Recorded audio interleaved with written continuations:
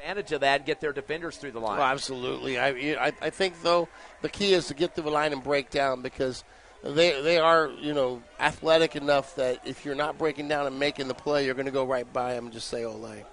Well, the starting quarterback we mentioned, Noah Nelson, is out. He will not play in this ball game, so J.J. Arellano will step up, and he came in that third quarter of the last game they played, just barely getting by that team out of Las Cruces, Organ Mountain, 20-13 final in that one. Not very effective offense after he came into the ball game, but they've been kind of, let's just use the word weak at this point. Even their coaching staff says the offense has not caught up to the defense yet so far. But the defense, as we mentioned, type of guys are going to get through that line and come after you. And they picked off 5 passes, as we mentioned, against Organ Mountain last week, 1 for a pick 6. So the Eagle passing game has got to be crisp. Receivers got to get where they need to be and get those hands on the football. No tips because that's Rio Rancho waiting for blood in the water. Yeah, without a doubt. They're kind of ball hawks. They look for any advantage they can take, and they're going to jump it for sure. Eagles come in with that 4-0 record. Rio Rancho at 3-1. And, of course, the rankings of the Max Preps poll have been kind of moving around a little bit lately. Cleveland leads with a 3-1 record. La Cueva second at 3-1. Centennial at third, 3-1. And then your Hobbs Eagles at 4-0. Hobbs is one of the only 2 of 6A schools with 4-0 records. Siebel is at number 7 with the same. Yeah, not a lot of respect for being undefeated at this point. A win like this might move us up the ranks quite a bit more. But in terms of strength of schedule, Cleveland, La Cueva, and Centennial all have 20-plus in terms of their points there. Hobbs at a 15, so that's why they've got them down in that number 4 spot. Getting ready for the kickoff, the white and green for Rio Rancho, and the Eagles wearing their black home uniforms and the gold numbers. We're ready for some football. Homecoming 2022 here on Cool 95.7, HobbsAmerica.com, and YouTube on the Hobbs Sports page. As we get ready for the Eagles to return, they've got 3 back deep around the 5-yard line, spread across. Here's the kick from the 40. It's going to go sidewinder and caught at the 11. Having to jump for it for the Eagles was Jeremiah Hawkes. He's going to come around the right end after the starburst. 20, 25, 30, far right, 35, 40, 45, 50. Rio Rancho territory, 40, tiptoes the sideline. And it looks like he steps out around the 35. Beautiful return about the 11 to the 35 of Rio Rancho. And that's the way the starburst is supposed to work right there, where you're putting the ball in the belly and you're not sure where it's coming out. Hawkes puts it in there and keeps it himself. There wasn't a soul in sight for quite a bit. And a good return there for the Eagles. Yeah, about a 54-yard return, but they're actually moving back to the 45, though. It looked like they had him out a little bit further up the field than that, but it is going to knock it back to the 45-yard line. So that will be more of a 44-yard return, 10 yards shy of what we thought before. It's at the 45 of the Rancho Rams. Eagles with the first possession of the ball game. It's just underway, homecoming 2022 on the Hobbs Eagle Network. Twins right, receiver left, 1 in motion, right to left. They're going to give the ball. No, the fake taken up the middle is Argot. Great job of pulling that ball out of his slot back's gut that time, going right to left. And that'll be a couple-yard gain for Argot. And that kind of makes it effective, though, if you can hold that ball as long as you can before you take off with it. Yeah, and he's basically reading. Each time you see that, where he's got that ball in the belly and he's holding it, he's reading one particular player. It's a player that's not blocked on the line intentionally. And if that player commits to the handoff, he tapes it himself. Or if he doesn't commit to the handoff, he gives it to him. That was Hawkes that was on the fake that time. 2nd down and 8 now from the 43. Back to pass on the curl route. Throws it behind his intended receiver on the near left sideline. Back Trevino jumped up in the air and realized, hey, that's going the wrong way. And it's out toward the Hobbs Eagle bench, incomplete. Yeah, way too high. That one just kind of sailed out of bounds. Trevino wide open, though. And they'll get that connection down. Hey, cut back on a curl to the inside. The ball was thrown to the outside left shoulder to the Eagles sideline. So now a 3rd down and 8 at the 44 of Rio Rancho. Eagles with a great return there for Hawkes to get this thing started on the kickoff return. Twins right, receiver left. Single setback with a slot left for the Eagles. High snap. He's going to scamper, then gets caught in the pocket. Breaks away from the pressure and gets up ahead. As it looked like he was going to try to throw the screen pass to the right side, decided to tuck and didn't see much of a gap and just dove ahead to pick up an extra yard. And that was a play where they jumped the screen. And if you know they're going to do that, now you go to the next play in the system, which is you fake that. You have a little pump fake like you're throwing the screen, and the guy just doesn't block, and he just straight up the field, and you throw it over the top for a touchdown. You talked about jumping screens. I mean, we mentioned 5 interceptions last week against Organ Mountain, so Hobbs definitely saw the video on that. Twins left and right, 4th down. They're going to go for it, at least try to get a jump maybe here with a 3-man front for Rio Rancho. Man in motion right to left. That's Trevino. He comes back on a little reverse, going back to the right side, gets up the right hash of the 40, 35, and gets enough for the first down. He came right to left on the motion, then cut back and get a little flip behind the line of scrimmage and went back to the right. Well, that is basically a counter play. He runs past it and then takes a big step and then comes back. You got a pulling guard and a pulling tackle that lead the way. Nice little plow the road play there for the Eagles. 7 yards, first down. First down for the Eagles here. They have it at the 33 of the Rams. Trips left, receiver right. Waiting for the shotgun is Argot. Turns and fires a screen over the left side. Trevino makes a catch wide open. 35, 30. Left sideline, 25, and brought down with 2 defenders on his back that time as he gets another 8 on that one. In this drive, we've seen a whole lot of Trevino. That's the third time they've gone to him, and I think that may be the game plan tonight. Try to get the ball in his hands. Eagles closer now to their sideline on the left hash. They'll put 2 receivers there and 2 on the right side as well. Single setback is Baeza. He'll be behind Argot with a 2nd down and 1. Now at the Rio Rancho 24.5-yard line. Shotgun Argot fakes the handoff, scampering around, throws it on the left out, caught at the 10. No, they're going to say it hit the ground barely and right through the legs that time, and trying to reach down to pick that up was Ethan Van Landingham, but the fingertips just couldn't get the grip on it. Yeah, it hit him right in the chest, actually. He just went right through his hands, hit him in the chest, and then fell to his feet. And Van Landingham was looking up trying to make the play before he actually had the catch. It happens. Eagles 1 for 3 in the passing game for 8 yards, 3rd down and 1. It'll be at the 24-yard line. We're here in the first quarter with 9:20 remaining. Homecoming 2022. Back in shotgun is Argot. Baez on the left shoulder. Slot left, twins right, receiver left as well. Hand to Baez, angle left, puts his head down, takes on a defender across the 20-yard line. He gets plenty on the first down pickup there, and plus more. That looks like 4 for Mr. Baeza. Yeah, I call that a Walt Garrison play, the old player for the Cowboys. You need 3 yards, you give it to Walt Garrison. You need 10 yards, you're going to get 3 from Walt Garrison. Well, that's kind of what that was. He just put his head down. He's just determined to get those 3 yards. Second first down for the Eagles. Now have it at the 19 of the Rio Rancho Rams. No score yet, but the Eagles knocking on the door now inside the red zone. Twins right, receiver left. That will be Trevino on the left side. Single slot on the left as well. Shotgun to Argot. 2-step drop. He wants to throw. Curl route, and it bounces off the hands and coming back to the football. A little curl at the 10-yard line, left sideline to Trevino. And kind of a ricochet action there, but he had a man right on his back pretty heavy. Yeah, very accurate throw, though. You know, Argot got it right to him. Receiver's going to have to come down with that one even under pressure. It looks like they've been loading up the slot left. I believe that's number 72, Aiden Kays. That's lining up there. H-back is what they call that. He's basically in there to add some blocking or some power blocking on a run. 2nd down and 10 from the 19. He lines back up with the slot. Hand off to Baeza right. Cuts up the middle of the field to the 15, across to the 13. And he's going to get another 5 for the Eagles to kind of even up the field just a bit now in the middle. And this is an old power eye, offset eye formation, but out of the gun. That's basically what they're doing here, is they're running old power eye plays out of the gun. 5 carries for 19 for the Eagles. 3rd down and about 5 now at the 14 of the Rams. 2 receivers left. The defensive end on the left side jumps off completely that time. Good hard call there by Argot as they'll get the flag thrown on the offside penalty. And that'll be going against Michael Cordero, the defensive end. So that will be 5 yards added to the Eagles' yard markers here. We'd like to thank the Rio Rancho defensive line for the free 5-yard gift. And let's don't forget about last week where the Eagles were targeted for 110 yards in penalties. Yeah, they had to do 2 loads of laundry that night. 3rd first down for the Eagles, though, knocking at the door at the 9-yard line. Argot's waiting for that shotgun with the slot left. We're going to roll left with it. Tucks it. He wants to run. Edges out to the 10, jumps over 2 defenders on the hurdle, into the end zone for the touchdown. That'll be a 9-yard scamper for the TD for the quarterback, Omar Argot. And I tell you who made the play, number 21, Diego Baeza, got ahead on the lead block and absolutely obliterated the Oregon Mountain safety. That opened up the hole, and Argot wisely went into it. Rio Rancho, Coach. Sorry.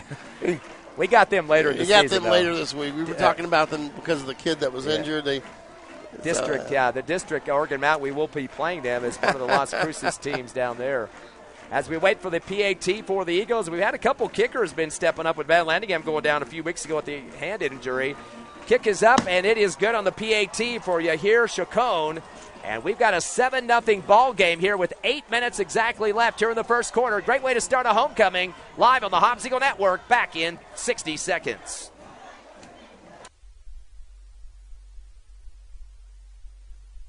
You're clear.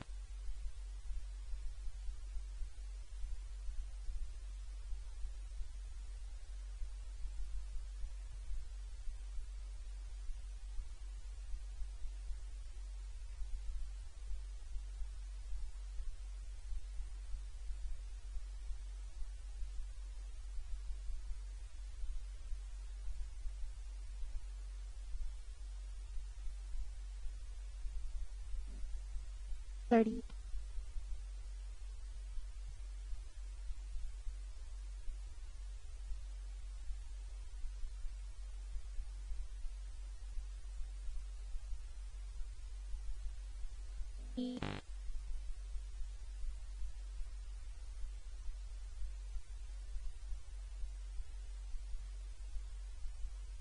Five.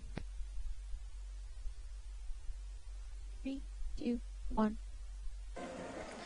Welcome back to Watson Stadium. 7-0. The Eagles lead Rio Rancho. Here's the voice of the Eagles, Ty Friend.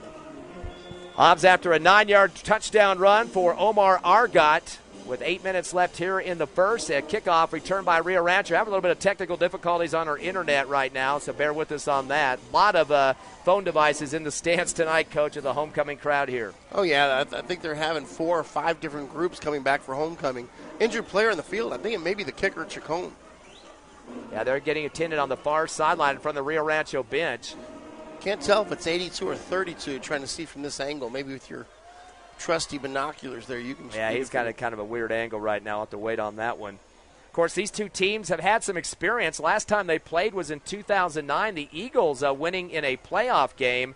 This is a contest Hobbs came back and won, although Rio Rancho had 600-plus yards of total offense in that contest. And we should mention the two Wilson brothers. Of course, Brenda Wilson, the athletic director, her two sons played that year, and they were the main part of the win in that contest. So Hobbs getting the win in the playoffs. They lost the first game of the season to Rio Rancho, but came back and got that quarterfinal victory. Tanner Wilson only had 2 for 4 passing for 59 yards. That didn't have to pass a lot because they had Patrick Smith at running back that year. 279 yards on the ground, 4 touchdowns. Reggie Mackey, 113 yards himself with 2 touchdowns. And Tyler Wilson had 5 rushes for 55 yards in that contest. And again, Eagles were outdistanced in terms of the actual total yardage in that game, 603 to 456, but they got the victory in that quarterfinal matchup. And that was a road game, too, up in Rio Rancho back in 2009, 13 years ago. Wow. And you know, that's a lot of yards on the ground. You know, somebody can't stop you. You might as well just keep cramming it down the throat. I'll tell you, Rio Rancho has one player in the NFL right now. He just got put on the roster and was in the last preseason game. Grant Herman, 6'7", 300 pounds for the Jets. He was a 2016 graduate. And another guy that's on the sidelines for them tonight is their assistant coach, Chris Williams, who did play with the NFL too. So Rio Rancho has brought their program up. I know Cleveland right next door to them. Of course, those two teams played for the 6A championship last year. Yeah, they did. And that's a lot of talent in one town right there. And Rio Rancho, one of the fastest growing cities in the United States. So no wonder they do have a lot of talent coming through, and towns growing that fast. Usually the schools are the ones that receive the benefit for sure, athletic-wise. Cleveland was 13-0 last year. Rio Rancho at 9-2, and Cleveland won the championship 35-14 in that ball game. So definitely some good numbers there. 343 yards on the ground for Cleveland last year in that championship game over Rio Rancho. But some players have changed up with graduation. Looks like parents are coming out on the field, which you never want to have to see that this early in a ball game with an injured son out there. And Coach Stevens had already checked on the young man, so he's communicating with the parents and basically, you know, letting them know what they need to know as they approach the huddle over there. But they do have EMS people out there and everything else. But he was sitting up, and it's, you know, something you don't want to see anywhere. And as we were talking about Oregon Mountain earlier, that was what I was getting at. We were talking about that a lot because they did a fundraiser. They had a player from Oregon Mountain that ended up in the hospital, I believe, paralyzed, in a coma.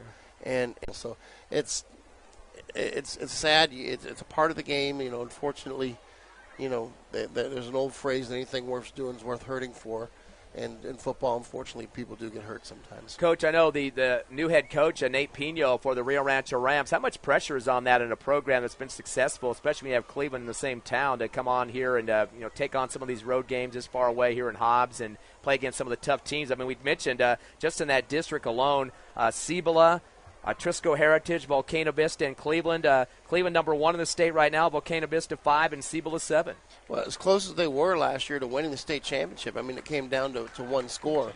I think that they came into this season thinking state championship, and now losing their quarterback and losing the receiver, it kind of resets the mindset, and they do put a lot of that pressure on the coach when that happens.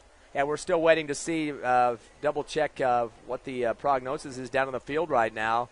I know we've had another injured, quote, kicker from earlier this season. Ethan Van Landingham slammed his hand into a helmet. I think that was in the first game of the season or second game, and against the Roswell High squad did not start up as kicker in that contest. They got a stretcher. They're actually taking him off now. Yeah, and I don't think that is Chacon the kicker. That may have been Aiden Keys, number 72. I'm also seeing possibly 32, and we apologize. I hate to be second-guessing all these numbers here, but that would be Tristan Davis, but he'd be he'd be the defense, so possibly that is him, but I'm trying to check the stretcher, and he has to be way down in the corner right now. Well, Rio Rancho is going to go ahead and resume play here. 1st and 10 from the 30-yard line. Twins left and right. Shotgun. They'll do a quick screen left. Catch is made at the 28 and hit right at the left hash. He might be not even lucky to get back to the line of scrimmage on that one as Eagles target him quickly there at the cornerback and safety help. Looked like Zayden McPherson, the first one to get there. As the catch was made by Traven Williams, but he paid the price right after that. No gain on the play, although that was a completion. They're going to go with the rollout to the right side to the 30, 35, and run out of bounds. That's going to be a gain of 5 yards to the Hobbs Eagles sideline, near side on the right, as the ball carried for the Rams offense was Anthony Raymer. They got the handoff at the last second from the quarterback Arellano. Yeah, that's a little jet sweep. Basically come from the far side, just come in motion, take that ball on the run. That's going to be a 3rd down and 5 for Rio Rancho.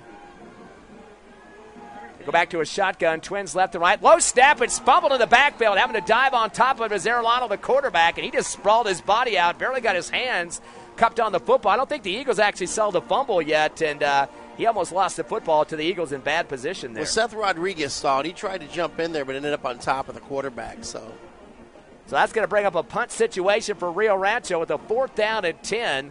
Hobbs up here 7-0 with 6:45 left here in the first quarter. Clock is ticking for homecoming 2022.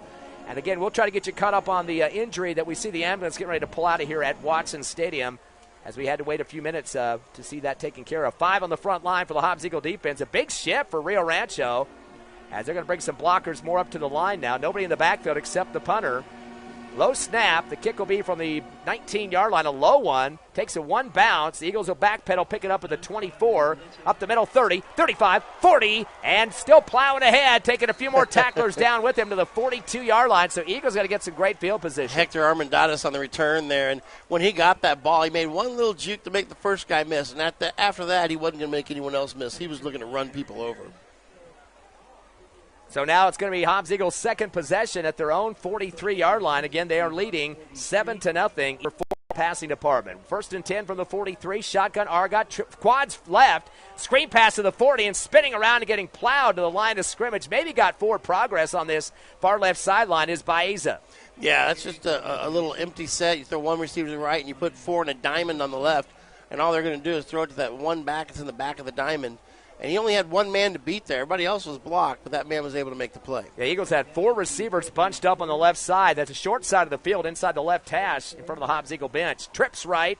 One receiver left now. 2nd down and 10 at the 43 once again. Shotgun to Argot.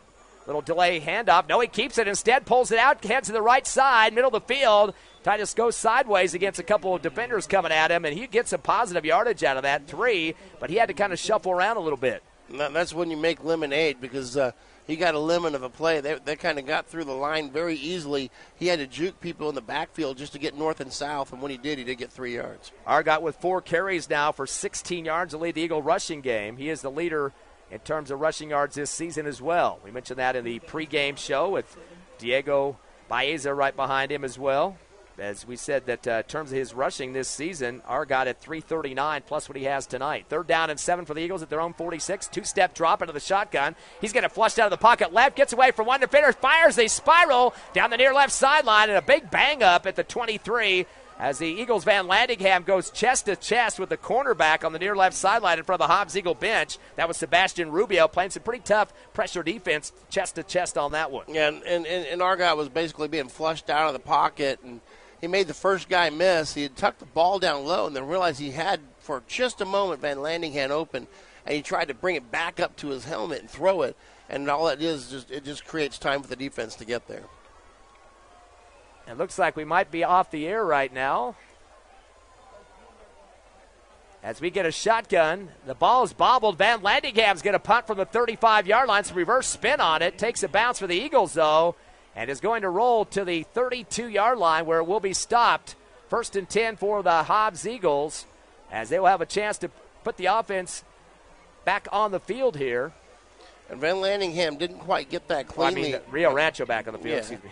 Van Landingham didn't get that cleanly when it was snapped to him, and I think he was thinking he was going to run it first, and then realized he had enough time to punt, and he kind of forced that punt, and didn't get much yardage on it. Apologize for the technical difficulties. Had some internet problems again. Twins left, receiver right for Rio Rancho. Head up the middle of the 35, 40, and that will be a 7-yard pickup for the Rams. Get a little breathing room up the middle that time.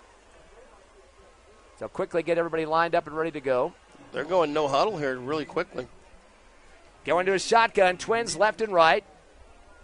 And we got a big jump on the line. Looks like they got away from before the snap. When that happens, you know that's the center that's at fault, because the entire line moved on the count, and the center just kind of sat there and went, "Oh, that's me." Raymer was the first ball carrier we saw for 7 yards, and that's going to be a backup of 5. Their second penalty for 10 total for Rio Rancho. Now back at their own 35. 2nd down and 8. For the Rams. Twins right, receiver left, shotgun. Arellano going to take it himself around the left end of the 35, and he gets head-to-head against the defender and gets bounced to the ground hard. You can hear the oohs and the ahs from the Hobbs Eagle crowd here. Yep. That will be look like close to a 4-yard pickup for Arellano. And that was Chisholm coming up to make that play. He came up and knocked the quarterback backwards on the tackle. And you were saying that you thought he was a better rusher than their starter Nelson that went down. No, I was saying that Nelson was the athlete. Yeah. Arellano is the backup here. Trips right, receiver left. 3rd down and 3 now from the 37. Delay handoff, met in the backfield. Eagles not going to worry about it. They're going to snuff him out quickly and drop him for a loss. And that will be number 30 again. He's the one that started with the 7-yard run, but it's going to be all wiped out after that carry. Anthony Raymer met in the backfield. And nobody blocked Andre Alvarado. Alvarado took 1 step forward and said, "Good morning. Nice to meet you, sir." They only say -4 on that one. He went down quickly. 32.5-yard line now for the Rancho Rams. 4th down and 9. As they look like they'll be ready for a punt here. Trips right, slot right, and a receiver left. The Eagles get 4 in the front box defensively, and 1 man back to punt for Rancho. Claps his hands a couple times. A low snap, and getting it away is Dominic Valencia. The ball's going to roll to the far right sideline, scooped up at the 25, 30 with a stutter step, and pulled around and put down hard at the 29-yard line. About a 3-yard return for the Eagles on that one, as Hobbs not getting the best field position compared to their first couple of series, but still getting the ball back several times here.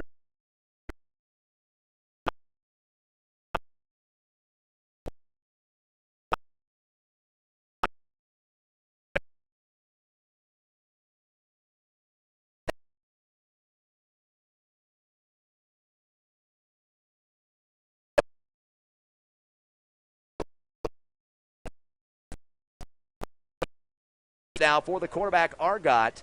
He's going to be at the 33-yard line for the Eagles, who lead 7-0. 2:23 in a very fast-moving first quarter. Hobbs up by the touchdown. Twins left, receiver right for the Eagles. Argot with the shotgun. Turns and throws the screen left. Trevino comes down with it. The chest shot to the 30. Gets spun around. He's pulled down quickly. Good reads from the secondary and the cornerback getting in there, as he's going to be pulled down back to close to the original line of scrimmage. A loss of 1 on the play. Van Landingham was trying not to get called for the hold there as the guy kind of slipped away from him, and ended up Trevino made a play. Van Landingham, if he stayed engaged, probably would have got called for that hold, but after all the laundry last week, you're kind of thinking twice about it. Eagles just 3 of 7 for 7 yards in the passing game so far. Not too effective quite yet. 3rd down and 9 from the 29. Back to pass. Argot, 2-step drop. Throws it in the right flat. Caught at the 30, 35, 40 to the first down and scampers out of bounds as Trevino gets what he needs. A 10-yard pickup will move the chains for the Eagles. I'm really surprised they didn't throw a flag at the end of it. He was 2 yards out of bounds and somebody pushed him in the back. That will be the 4th first down for the Eagles. Trevino now with 3 catches for 17 yards. He's got all 17 of the Eagles' yardage in the air so far, along with his quarterback, Argot. 1st and 10 now from the 42-yard line of the Eagles. On the right hash, split formation backfield. 2 on the left side receiving core and 1 on the right. Argot will wait. He's going to hand the football to the right tailback up the middle, dodge around traffic, 45-50, and going into make that Rio Rancho territory with the first down pickup. That's going to be about 16 on that one. And that looked like a trap to me. I think that we kind of had the center block out, the guard.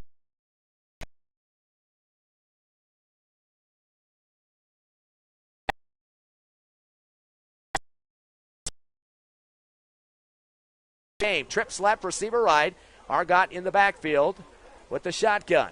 Turns and fires the comeback. Catch made in the backfield. Van Landingham with the 45 to the 40. Cuts back right to the left. Zigzag. 35, 30. Spun around and goes backwards with his butt hitting the ground. Be another first down pickup. That'll be for 13 for Van Landingham. Somebody better check that cornerback's ankles. That corner just got juked. Hobbs now has a total of 5 receptions and 30 yards for that, and that will be the 6th first down for the Eagles. Clock going to run again, down to 58 seconds left. First quarter, Eagles up 7-0 over Rio Rancho. Trips right, receiver left. Argot in the backfield. Has a man back with him. Hawkes throws it to the right flat in the backfield. It'll be about a 5-yard loss on the catch. And boy, talk about a lucky catch for Trevino. He had a dart coming at him, and he knew he was going to get some contact pretty quick after coming down with it. Yeah, I thought that was Hawkes that they threw to. So that was Trevino. He's going to lose 5 on that play. Back to the shotgun. Coming around the left end. Heading to the sideline to the 30 and then getting dropped to the 28-yard line. That is Trevino coming from right to left. Even after he gets hurt a little bit in the backfield, he's not going to sit down and cry about it. And he's going to try to pick up some of those lost yardage on that catch a second ago. As a matter of fact, at the end, he kind of targeted that safety, just put his shoulder down and says, I'm going to try to plow you, sir. So that's going to be a 7-yard pickup for Trevino, and that will end the first quarter of action as the Eagles holding on to a 7-0 lead over Rio Rancho here at Homecoming 2022 at Watson Stadium. We'll be back in 60 seconds on the Hobbs Eagle Network.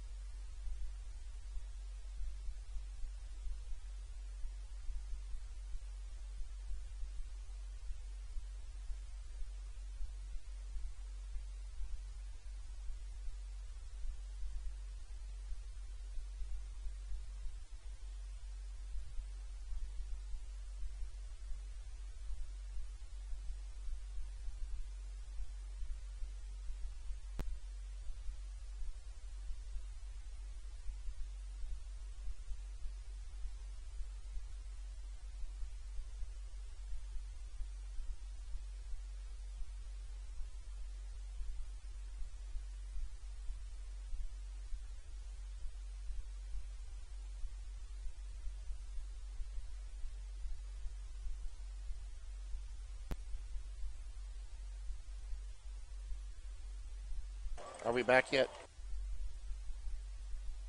You just came back. Back live here at Watson Stadium. As you were away, some technical difficulties there. Omar Argot with a quarterback keeper up the middle gets 12 yards, his biggest rush of the ball game. That'll be the 7th first down for the Eagles. They have it now at the Rio Rancho 14-yard line on the left hash. Eagles up 7-0 as we start the second quarter. Trips right, receiver left for the Eagles. Argot with a hard count, going to pull out of the shotgun and talk to his line of scrimmage and then back out once again as they do an audible. Checks his right or left wristband now. Kicks a good snap, 2-step drop. He's going to float it out to the left corner of the end zone. It ricochets off the intended receiver out there and had some good pressure near that back pylon. Incomplete. Looking for Evan Ortega out there. Ortega cut back in front of the defender, but the defender's able to get a paw on that. Right now, Eagles are 7 of 12 in the passing game for a total of 32 yards. A majority of that for Trevino, who has, looks like 11 in pass receptions. Had a couple of negatives in the backfield, though. 2nd down and 10 for the Eagles. Need to get to the 4-yard line for the first. They'll get one more opportunity to get a first down. They have 7 so far, 0 for the Rio Rancho Rams. Trips right, receiver left, high shotgun to Argott. He's going to hand it off left and cutting up the middle and getting spun around and put down after about a 2-3 yard pickup. And the ball carrier for the Eagles that time was Saul Armendariz. I think they may have almost given him 5 on that. Yeah, they do. A forward progress for Armendariz. That's his first carry of the ball game. They bring up a 3rd down and 5 now from the Rio Rancho 9. Hobbs Eagles in the red zone now, trying to add on to their 7-0 lead. Hobbs coming in 4-0. Rio Rancho at 3-1. Rancho currently 6th in the rankings. Hobbs at number 4. Shotgun to Argott. Stays flat-footed. Doesn't need to move too much. Throws the post route to the back of the end zone. Barely through the outstretched hands of Trevino, who beat the defenders. And there's no reason to have nobody back deep in the end zone there when you have that sort of field to play. And Argott actually got plowed at the end of that play. It looked like a little helmet-to-helmet action there. So that brings up an incomplete 4th and 5 now from the 9. And looks like they're going to possibly bring out the kicking crew here. That will be from looks like the 16-yard line, a 26-yard field goal attempt in this ball game, and that's Chacon. So that was not the injured player that we were checking out earlier. I believe it was Davis. So Chacon will be the kick from the 16, pending the good snap. Kick is up. Little sidewinder look to it. Inside the right upright. Count it as the strobe lights go on here at Watson Stadium. 10:35 remaining here in the second. Eagles extend their homecoming lead 10-0 over Rio Rancho. Back in 60 on Cool 95.7, HobbsAmerica.com, and YouTube, the Hobbs Sports page. You're clear.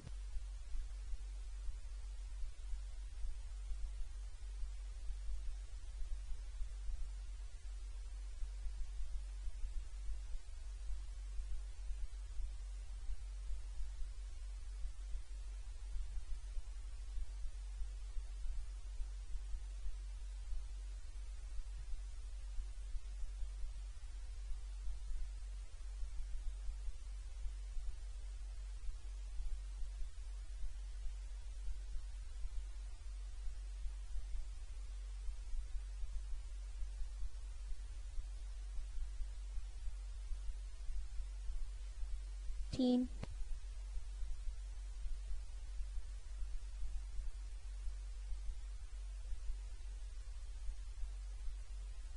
Five. 3, 2, 1, go. Welcome back to Watson. 10-0 your score. The Eagles are up on the Rio Rancho Rams. Here's the voice of the Eagles, Ty Friend. As Chacon gets ready to kick off for Hobbs, here comes a long booming one. We haven't seen a lot of those this season. Been going short. That was a spiral that hits the middle of the end zone and rolls out of the back line. Boy, nice boot on that one. And last time we did see him was when he was kicking. So definitely Eagles going to push back the Rams on their second possession of the ball game. So far, not doing much in terms of the offense. A total of 12 yards on the ground. No passing yardage yet for Rio Rancho. They did complete a pass, but it was for no yards. So they're definitely struggling at this point. We knew that was going to be a problem for them. Offensive line a little bit weak. A backup quarterback after their starter went down last week with a knee injury. So things are growing pains for the Rams. Trips left, receiver right. They are still 3-1, though. As Erlano steps up the line, then backs out to shotgun. 2-step drop, now 3. He's going to let it float on the aerial shot to the far sideline. The receiver breaks his man and comes back for it at the 50. That'll be a 30-yard reception and a first down. Make it 31 into Hobbs territory at the 49. And he had about 3 steps on the defensive back, and if that ball had been thrown ahead, he probably would have been gone at that point. But he had to cut back to make that play, and a good play for the receiver. So that will be a first down for Traven Williams. 2 for 2 in the passing game is this Rio Rancho squad. That was for 31 on that play. 1st and 10, their first down of the game at the 49 of the Eagles' right hash. 4 in the box for the Hobbs Eagle defense. Go with the handoff up the gut, just plowing straight ahead. And that will be, I believe, Williams once again coming out of the backfield that time as he gets about 2 on the carry. Yeah, he just straight up play right up the middle. You got a little bit of double team blocking to try to come off that double team and get to the backer and try to push through the gap there. And actually, that was Race Ramirez getting that carry for Rio Rancho. They throw the ball to the far sideline to the out route to the first down marker, but goes out of bounds. A hard shot from Arellano, incomplete. They are 2 for 3 now for 31 yards. This is going to be a big play here. It's 3rd and long, and they need to get a first down, keep a drive together because they don't want to give up good field position. They break their huddle, come back to the 47 of the Eagles. Trips left, receiver right for the green and white.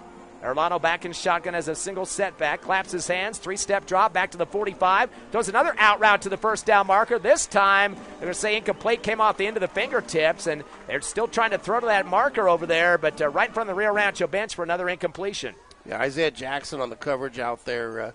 When that receiver broke, Jackson put on the acceleration, got there as the ball got there. That's a 4th down and 8 now for Rio Rancho at the Hobbs Eagle 47. Clock to 9:35 remaining here in the second. Eagles up 10-zip.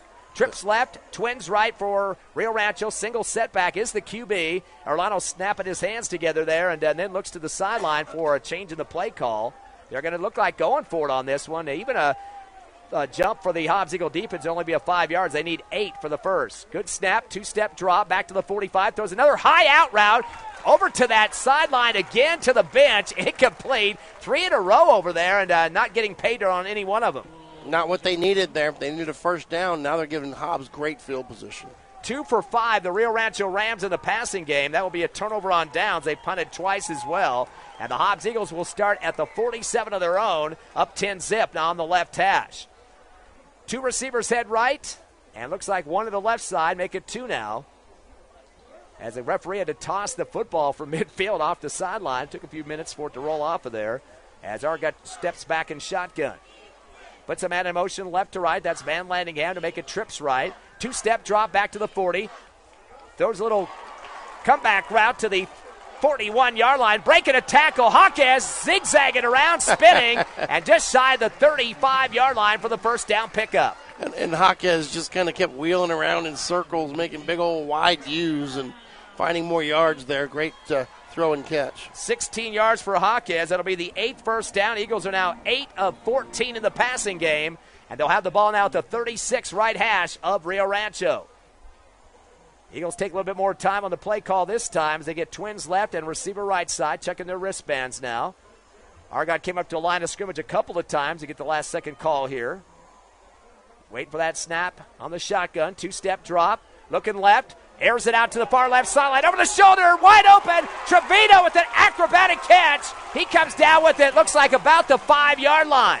Sign him up for the circus. Wow, what a catch. 35. It looks like they'll mark it at the 5. So that'll be a 30-yard reception for Trevino, his biggest in the ball game. Yeah, he was on basically a fly route on the outside. Had some yardage, but had to come back for it and just skied up in the air and, man, did a cartwheel in the air almost, it looked like. 6 receptions for 49 yards as Trevino leads the air unit receivers, and that will be the 9th first down for Hobbs. They're at the 4-yard line, make it the 5. Shotgun. Argot's going to roll right, hands it off at the last second to Van Landingham, was right on his shoulder that time. And unfortunately, he gets slammed down hard. He might have fell forward for about a yard, but he got run into his blockers there and some white jerseys from Rio Rancho. Yeah, the linebackers were all over that one. And Argot rode it as long as he could. He took about 4 steps riding it with him, but they didn't give him the reason to pull, and he just had to let it go. Hey, just the sheer strength of Van Landingham got him 2 yards on that carry. I mean, he was just putting his shoulder down and trying to get as far ahead as he could. So they're going to go to the 3-yard line with a 2nd down and goal. Twins right, receiver left, shotgun. Man in motion is Van Landingham going right to left. They don't hand to him. Give it to the tailback. There goes Baeza. He just bullets through untouched as he goes in from 2 yards out for the touchdown. And I don't think anybody was even within a foot of him. He just kind of walked in there. He probably could have booked a room and stayed for the night. Then he points at the camera. They have a couple cameras right behind the end zone. That might be Tony Baker doing the photography that time as he pointed right at that camera and said, hey, we're up ahead a little bit more now by 16. So that'll be a 2-yard touchdown run as we get ready for Chacon on the PAT. Snap is good, kick is up, and gets a boomer behind it for the score. 7:49 remaining second quarter. Eagles extend their lead, shutting out Rio Rancho here at homecoming. 17-0. You're listening live to the Hobbs Eagle Network. Back in 30. You're clear.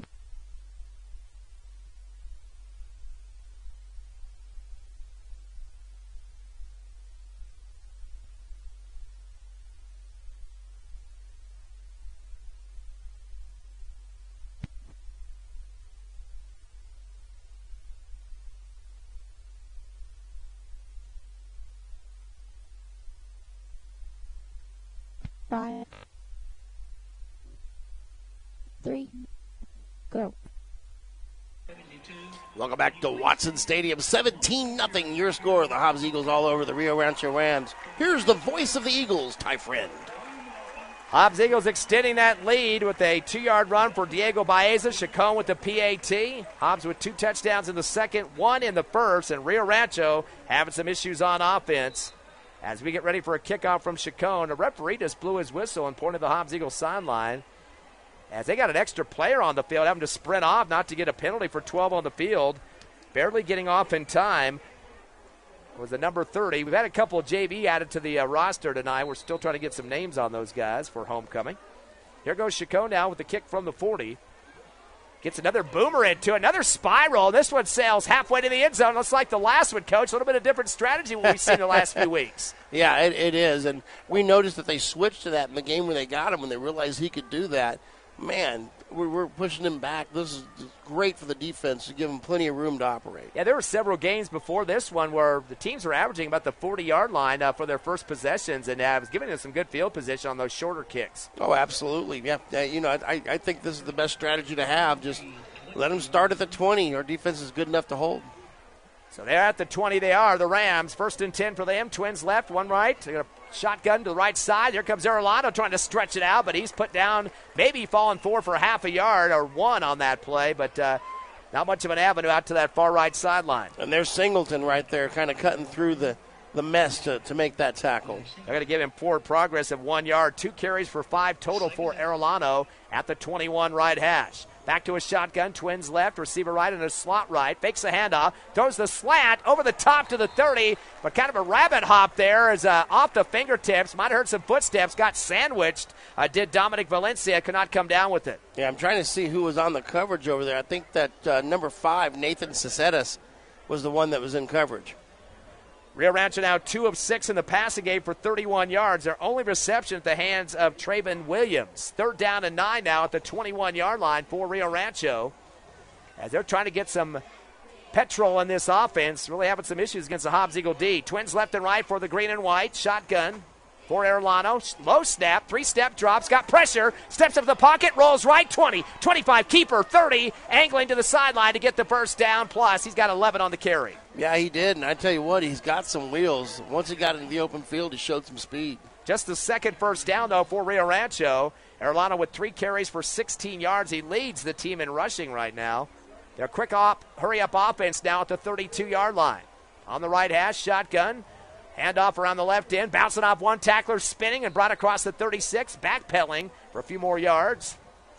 And that'll be about a 4-yard pickup depending on where the butt hit the turf.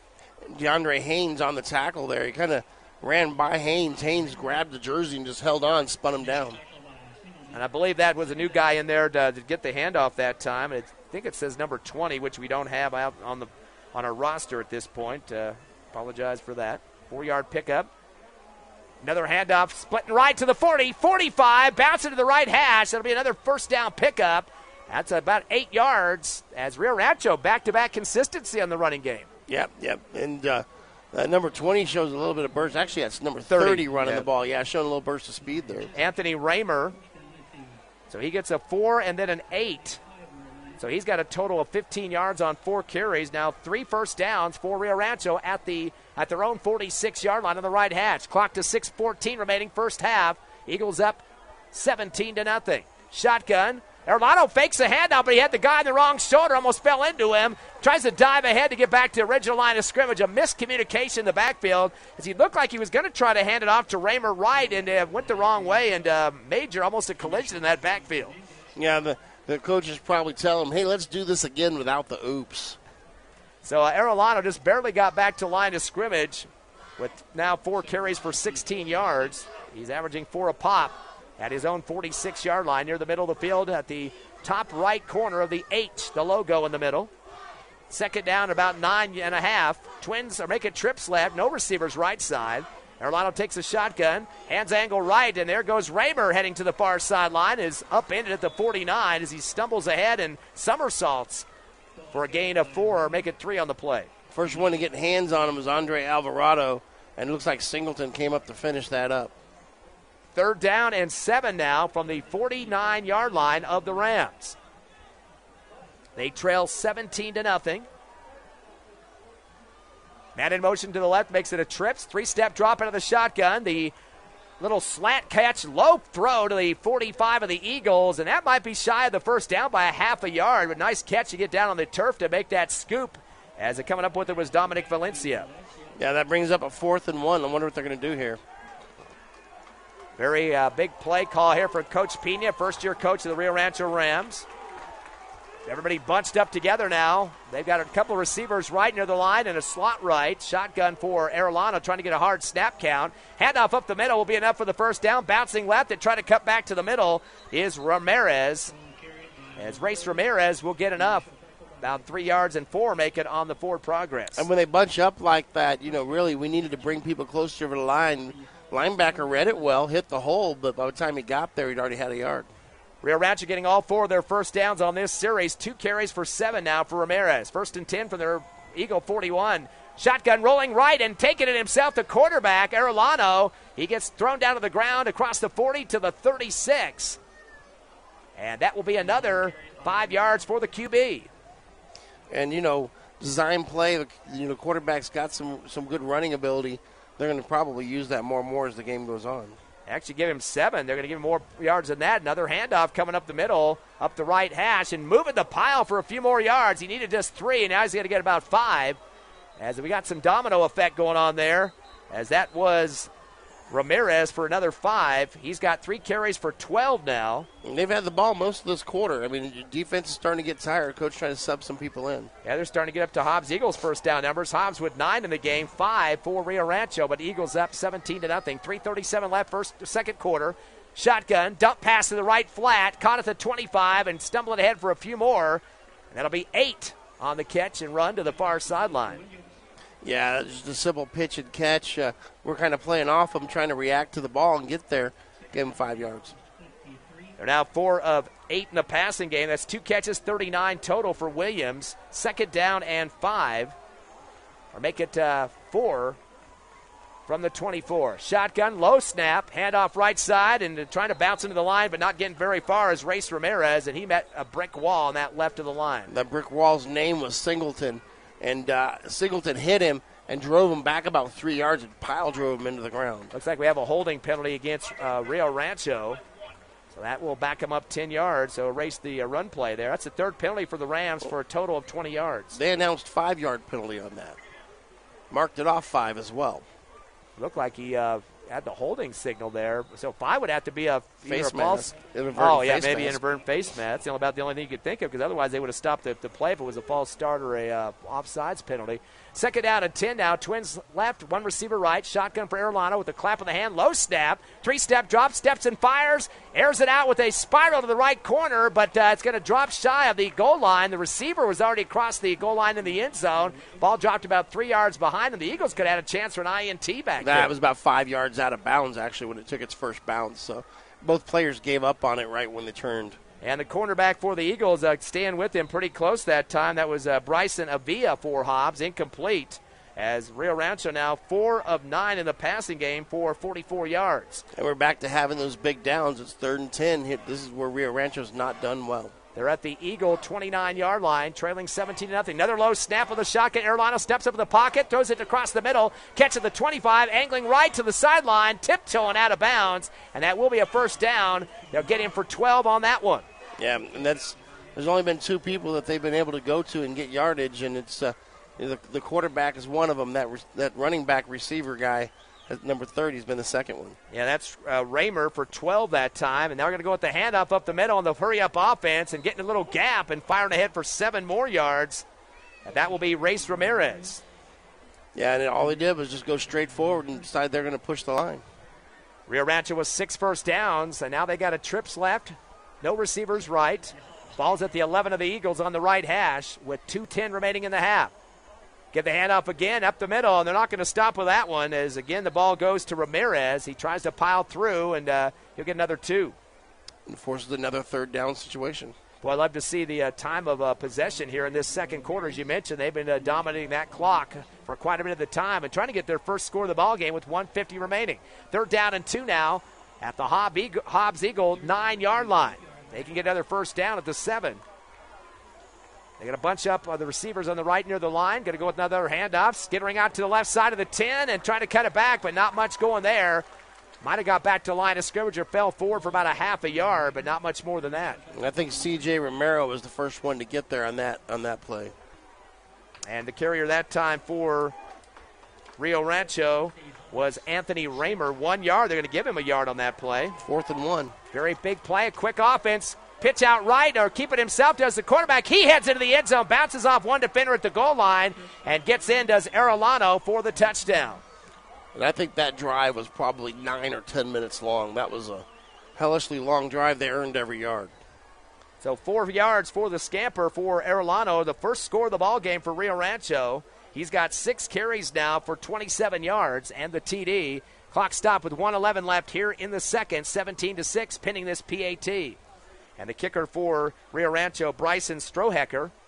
Good snap, kick is up, and the kick is fairly good inside the left upright. He had 2 field goals last week against Oregon Mountain in their very close win over the team from Las Cruces.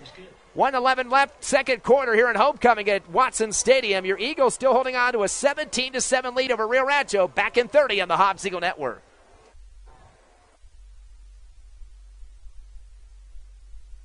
You're clear.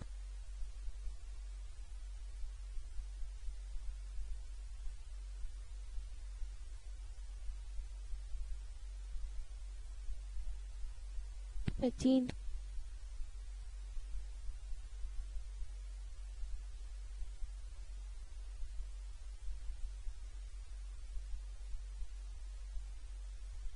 Three, 2, 1, go. Welcome back to Watson Stadium, 17-7. Your Eagles are up on the Rams of Rio Rancho. Here's the voice of the Eagles, Ty Friend. Rancho got a bunched up formation now on the line.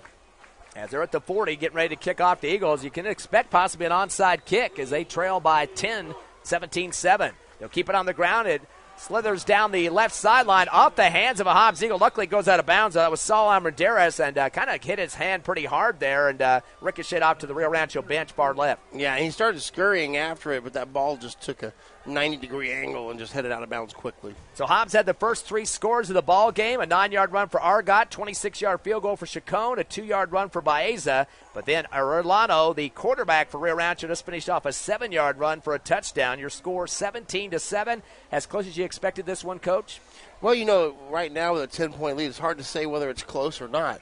I mean, if we go back to driving the ball and scoring like we were early, you were looking at a 24-7 half. We wouldn't say that's close. So kind of depends on this drive. Yeah, of course, Rio Rancho put all their bread and butter in that last drive as they consumed quite a bit of this clock here, 12 minutes of this second quarter. Trips right, receiver left, as Argot with the hard snap count, shotgun. Fakes it to Baeza. Should have probably given the ball off as he's met in the backfield and got slung down by the shoulder that time, losing a ton of yards. Yeah, he thought he read that guy was not going to be on him, but he peeled off and came straight at him. So Argot will get a -5 on that one, his first negative of the ball game, and it looked like Baeza would have had at least 7-8 yards on that one. He had a big gap up the middle. He did. He looked like nobody went that direction. Hobbs Eagle marching band getting ready for the halftime show. Boy, they're loading up the sidelines right now with those marchers. Trips right, receiver left, shotgun to Argot. He's going to take a block around the right end, tries to get his head down, and goes down hard, trying to get back some of that negative yardage we just saw on the drop in the backfield a few seconds ago, and he'll get back, looks like 4 of them. Yeah, and we're not hurrying up to the line and everything else. We're running the ball. I think we're just trying to get the clock to end and get into the halftime with the lead. Third down and 11 for the Eagles at their own 33 on the right hash, and they're just standing looking at the sideline with 15 ticking off on the scoreboard clock, play clock to 25, so they're just going to let this run out, it looks like, Coach. Yep, I think they're going to.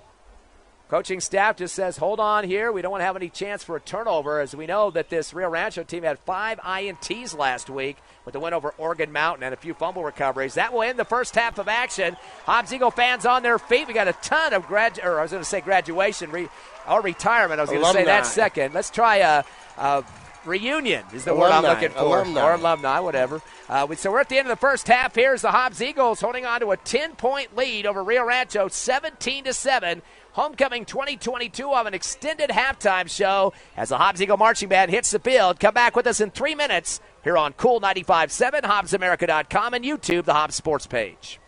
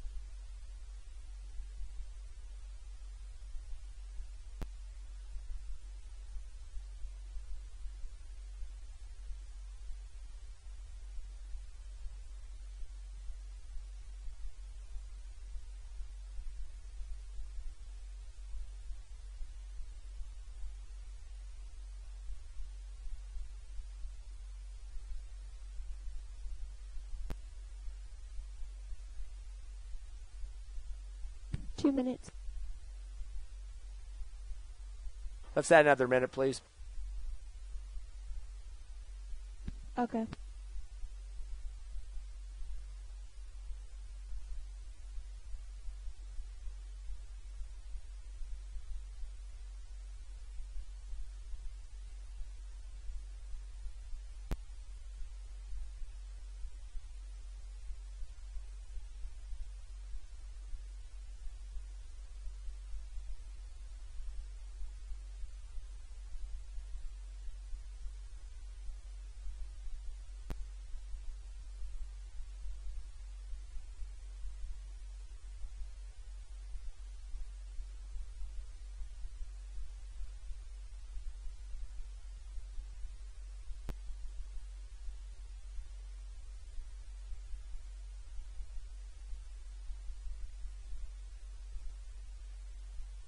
Two minutes.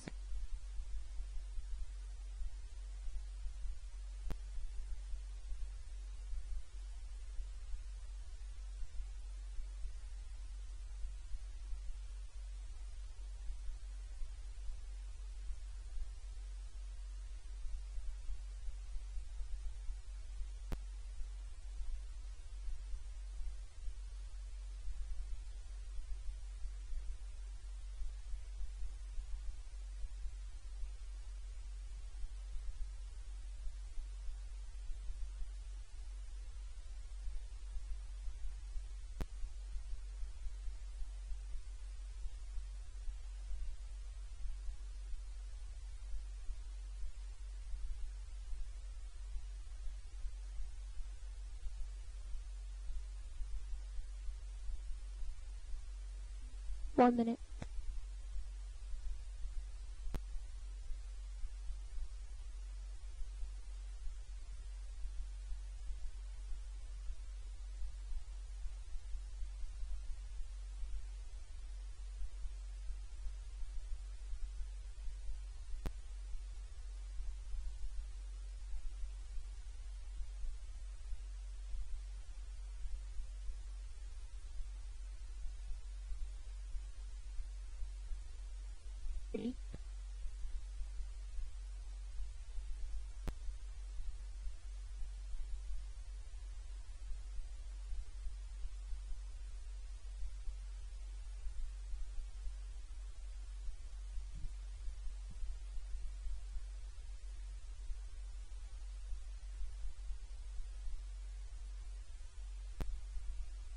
Three, two, one. Welcome back to Watson Stadium as halftime festivities are underway, Ty, and we have a festive game as well. Yeah, we got the big broadcast show coming up here with the Hobbs Band. They just announced the Royalty Court. Congratulations going out to Ethan Van Lanningham from the football team. He is going to be the homecoming king. And McKenna Henry from the cheerleading squad, she is the queen. So they just announced that here at Watson Stadium. Yeah, congratulations to them. And what an amazing thing as a youth to have such a wonderful award bestowed upon you. And what about this big show coming up, Coach? You've had some kids in the band program before. Mr. Cheney, a brand new leader of this group. Of course, he's been in the band situation in Hobbs at Houston Junior High for quite a few years, in middle school, I should say. And it looks like he's got the full suit on tonight down there. Yeah, I think they're going for the full show tonight. He's been really complimenting the work ethic of these kids, and he's been really trying to build them up because they've been putting a lot of time in trying to get this perfect. So we got the whole field being filled up right now with the Hobbs Eagle Marching Band, which will be coming here in just a second. You'll probably hear them in the background. We'll keep the camera down there for you to check them out. Coach, before we get to the actual numbers of these teams at this point, how do you feel about the flow of this game with the Eagles up 17-7? I tell you, I like the flow at the start because we come out with a big lead. Don't like the drive that Rio Rancho put together because they showed that they can, kind of take us apart in bits and pieces. But with long drives like that, any one play goes wrong, it's over. Your drive ends. And they just didn't have that play. I just wonder if they can put together more of those. I mean, if they can't, Hobbs is going to run away with this. Well, it seemed like they got some breakout runs there. A couple of their running backs, Race Ramirez, one of those, and Arellano got some runs as well. But also a third guy that started to see some open space up the middle as well was Anthony Raymer. So a couple different looks there in the backfield. Passing game at this point started to open up a little bit there as the second quarter came on. Yeah, they weren't getting huge passes on us. It wasn't like they were getting like plays that were 20 and 30 yards long. They were just kind of, dunking us for 6 and 7 here and there. That drive took forever, and our defense was really tired by the end of it. Well, let's take a look at the numbers. First of all, for Rio Rancho, their top carrier in terms of yards right now is the quarterback Arellano. 6 carries for 30 yards. He does have a long of 11, and the only touchdown, a 7-yarder. Yeah, and he has been like the spark plug for him, really. He has picked up the hard yards when they needed it. A couple of critical third downs. He used his legs to get the first down. A couple other guys getting the numbers in the first half, including Race Ramirez, 5 carries for 21. He has a long of 7. Also, Anthony Raymer, 6 carries for 19, a long of 8. And Williams, 1 carry for 5 yards. So they had 4 backs with the ball at some point in that first half. A total of 18 carries for 75 yards in the rushing game. In the passing department, they were able to complete 5 passes. The majority of those coming to the hands of Williams. He had 3 catches for 39, but one of those was for 31 yards. Yeah, I was going to say that the yardage came from all one play, and the only big play they really had in the game. A couple other guys getting receptions. Dominic Valencia, 1 for 5. And also the guy that we mentioned running the ball a few times, Anthony Raymer, had 1 for 12 yards. So they were 5 of 10 in the passing game, a total of 56 yards in the first half. A completion of, or actually 23 total plays in the first half for 131 total yards. It wasn't a great offensive performance by them, but it was enough to keep them in the game. 2 punts, 1 turnover on downs, 3 penalties for 15 yards, and they started to catch up in the first downs. They had none through the first quarter, but got 6 in the second quarter on that one long drive. Yeah, and it wasn't anything that was earth-shattering, just a slow, steady bleed. And that's sometimes can kill an animal, so you got to be careful in the second half. And, Coach, there weren't any turnovers necessarily, but 2 punts on a turnover on downs definitely gives the ball back to your opponent. Yeah, and I think we could have capitalized a little more. I think we probably should have ended up with 24 instead of 17. A little more conservative from the coaching standpoint. You are playing a team that was in the state championship game last year, so he's being smart. He's not giving them any more opportunities. They haven't shown that they can beat you quickly, so if they're going to eat up the clock, maybe that 10-point lead is kind of a good thing to hold on to. Let's move on to the Hobbs Eagles now. They've had 5 guys carry the football tonight. The leader in yardage, Omar Argot, 8 carries for 30 yards. He has a long of 12, but also had a 9-yard touchdown run. Yeah, Argot made some really good decisions and made some decisions to keep the ball sometimes when he shouldn't have. I think Rio Rancho really come with a very strong defensive game plan, and the adjustments at halftime may be what gives us the kick that we need. Argot made some great throws, missed a couple of throws, Not the dominant game that he's been having every game all season. So let's see, since he's not having his best game, what he does in the second half to adjust and just steady, just so the ship can roll. Coach, you being a former football coach, give us, how do you determine the green light for a quarterback to keep the ball and take it? What's his looks for? So these plays are design plays, okay? And each time you're reading a player, it could be an inside veer where I'm riding the running back and I'm reading the tackle. It could be an outside veer where I'm riding the running back and I'm reading the defensive end. And there's something that they do. If that tackle keys in on you, you let the ball go. If the tackle keys in on the run, you pull and run right by him. Same thing with the end. You're waiting to see what that person commits to because we're not blocking him. We're waiting for him to commit to either the ball, and then we take it, or he commits to you and you let the ball go, and he's given up a hole one way or the other.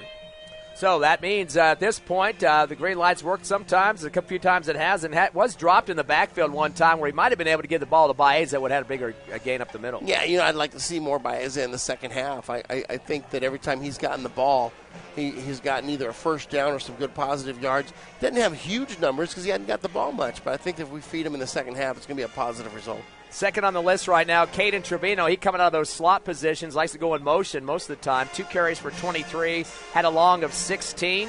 You mentioned Baez at 3 carries for 11 yards, a long of 5, but he did get the 2-yard touchdown run earlier in the contest.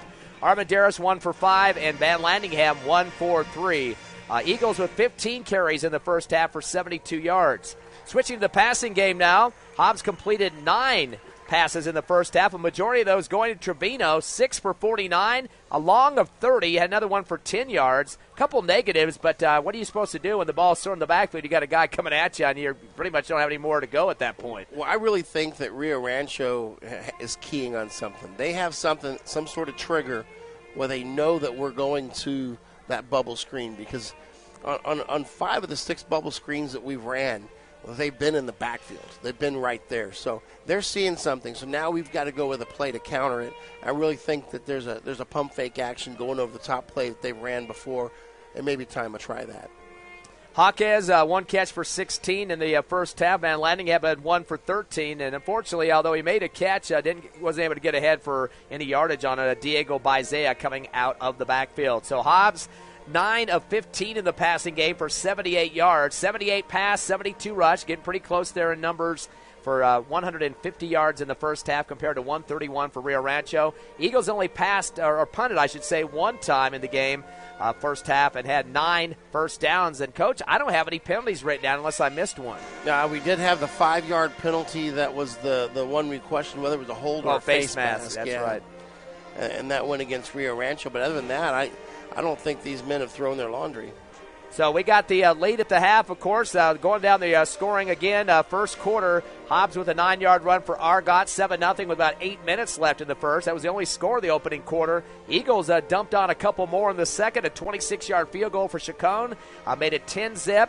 Eagles tacked on another score, a 2-yard run for Baeza, which was 7:49 left in the second, made it 17-0. And then Rio Rancho, their only score of the first half in the second, a 7-yard run for Erlano, the quarterback, with about 1:11 remaining, making it 17-7, a 10-point lead for your Eagles. You can hear the Hobbs Eagle Marching Band as they continue with their halftime show. It is Homecoming 2022, and of course, all the district getting involved with that, with a lot of activities going on today at all the middle schools and the freshmen in the Hobbs High School. The big, they had the homecoming assembly earlier today, and we already told you the winners of the King and Queen, Ethan Van Landingham and McKenna Henry. Congratulations to both of them. They were out in the field just moments ago. We're going to take another 3-minute break, come back at halftime. Again, your Eagles up over Rio Rancho, 17-7. Hobbs working on a 5-0 record, back in 3.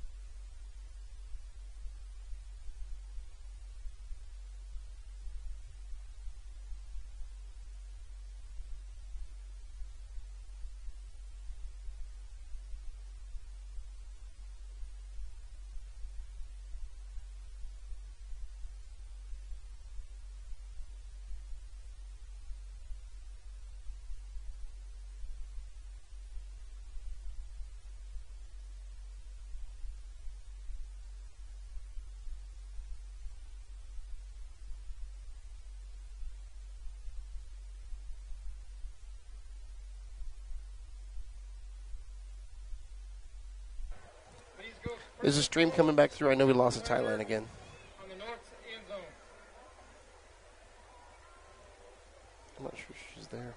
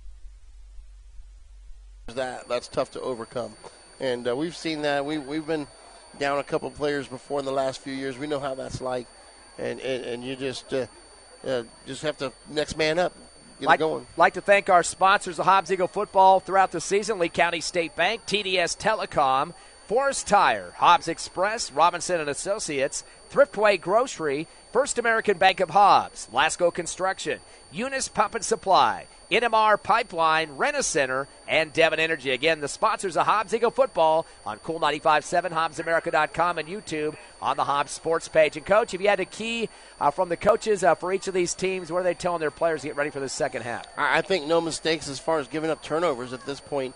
You know, we've been steady and we haven't made mistakes. Sure, we haven't moved the ball the way we like to, but we're probably talking about not giving them any breaks. You know, make them earn every yard just like they had to, and we're just going to keep playing steady until we can get a big one. What about Coach over there on the white and green side? Of course, a team that has got a 3-1 record, still hovering around the top 10 at number 6 right now. But tough district they playing with Cleveland and Cibola and some of those other teams. Coach Pino in his first year, what's he saying? He's probably over there telling this team kind of the same thing. Hey, you know, we showed we can move the ball on them. We're going to be okay, guys. Just go get some stops, and we're going to go back there and score again. Do you think he's going to continue to try to manage the clock like he did on that last drive in that second quarter? I don't think it was managing the clock. I think he was just trying to get yards any way he could. When you have an offense that digs and does like that, you're basically taking what the defense has given you, and you're just living for that next first down. How many third downs do they convert third and shorts? That's the key. They're not getting big plays. They're just taking what's given, and they're just trying to survive.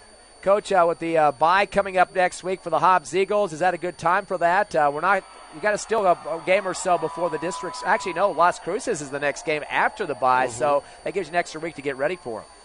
Yeah, I think its timing is good. You always want a week off before you start district, get healthy, and trying to get some new wrinkles in the offensive game. And boy, uncharacteristically, Las Cruces High is sitting at 0-3 right now. So that's definitely not their usual situation. But they still got them ranked in the Max Preps poll at number 10 because they have an 11.7 strength of schedule. They play some tough teams, but 0-3 at this point, trying to get their first win of the season. Well, when you only have about 16, 17 teams in the state, somebody's got to be number 10. So we'll see how that goes. Again, next week, no game. Following week, the Eagles will go to the Field of Dreams to take on the Las Cruces Dogs. And we'll have that coverage for you, of course, here on Cool 95.7, HobbsAmerica.com, and YouTube as we get ready for a kickoff. Eagles will be doing the chore here in the second half. Rio Rancho will have the first possession. As here comes the kick from the 40. And this one will be another long one. This is a spiral, and it bounces again near the middle of the end zone for Chacon to give a 20-yard touchback for the green and white of the Rams. Yeah, we're going to start calling him Mr. Automatic because he's automatically starting the other team off at the 20. So that will be Rio Rancho football. They had some problems in the first quarter as they first 3 possessions didn't amount to anything, very little yardage. But they started to come back in that second quarter with that long drive that ate up, I'd say, at least 8 or 9 minutes of that quarter of the second. Easily, if not more. That was a heck of a long drive. Again, they had 75 rushing yards, 56 passing yards. Shotgun to Arellano, a last-second handoff on the draw, and it puts the running back down in the backfield. Hobbs had 3 or 4 black jerseys or more coming through the line that time. And one thing I noticed, we've added a little wrinkle to our defense. We had an extra man in the box. Anthony Raymer is going to get dropped for a 3-yard loss on that one. That'll be his second negative of the ball game. Back to pass, throwing the screen route to the shoes of the receiver on the far sideline. No chance for a reception on that one, and might have been a little bit nervous out there as the Eagles started to get aggressive on that front line. Hey, got a score coming in. Denver City 19, Lovington 8. They're trying to come back in that game. They were actually trailing 19-0 at one point. That's a back-to-back home situation for Lovington in that one. That was an incomplete pass over to that right flat to Anthony Raymer. They're now 5 of 11 in the passing game are the Rams. 3rd down and 13 now from their own 16-yard line, trailing 17-7 to the Eagles. 4 in the box for Hobbs. 3-step drop for Arellano. Steps up in the pocket. He's going to get rode like a horse. The ball comes out. He got put down to the turf by Cameron Hernandez, the outside linebacker for the Eagles. The ball squirts up, and I think they've recovered for the Rams. Yeah, it flopped right straight down. Andre Alvarado had a big swipe at it. And, man, I think there was 3 jerseys that kind of converged on the quarterback there. That's not the way you want to start the second half. They're having to punt here. That'll be a -6 there for Arellano, and almost a giveaway to the Hobbs Eagles. The ball squirted out and rolled around for just a second. Unfortunately, Green got it back. They got the punt near the goal line now. Their punter is back about a yard into the end zone, middle of it. So he's going to have to get this away quickly if Eagles going to break some people. Their left line jumping off, and the official is going to throw a late flag. Thought they were going to let it go for a second. You can get that go in the NFL, but not here in the NFHS High School League. Yeah, and it's that shift. That shift made it look like they were moving forward, but they never got set, so they can do that. Cameron Hernandez, they do get him on the penalty of 5-yard offsides. That's not going to even be close to the first down. Still be about a 4th and 13. And for the Eagles, that's their first penalty of the ball game. 4th down and 13 now from the 16 of the Rams. They make a big formation shift now as they bunch it up, try to get an extra couple blockers on the line. 1 receiver right, shotgun. Good snap. Kick is from the 6. The shank. It goes low and takes a roll for Rio Rancho for them, fortunately, but it's to the 45. Still in their territory. Hobbs Eagle football as it's tapped down by the Rio Rancho Rams. And that was getting a hand on it, Ryan Brown, the middle linebacker. But the Eagles going to have some excellent field position off the shank by the Rams punter. Yeah, that whole series was not a good series for Rio Rancho. Eagles taking over on the 45 in Rio Rancho territory. Short field for us. Got to take advantage. That's the 3rd punt of the ball game and a turnover on downs for Rio Rancho. 1st and 10 for the Eagles at their own, or at the Ram 45. Trino in motion. Gets a fake reverse. They're going to go back to the right with it. And coming up the middle across the 35 down to the 32-yard line. Going to be a 14-yard pickup for the Eagles. And there's the man you said they need more time with, and that's Baeza. Yeah, Diego Baeza. I think the Tornado is where we need to go. He's had good running room the whole game. I think you feed them until they adjust their defense and then figure out what's going to work next. They give him 10 on that one. That's going to be his 4th carry for 21, and that's the 10th first down for the Eagles down at the 31-yard line. At the right hash, 3 in the box for the Green defense. Twins right and left. They're going to do a quick screen to the right side. Caught by Hawkes. Cuts into a defender on the near sideline.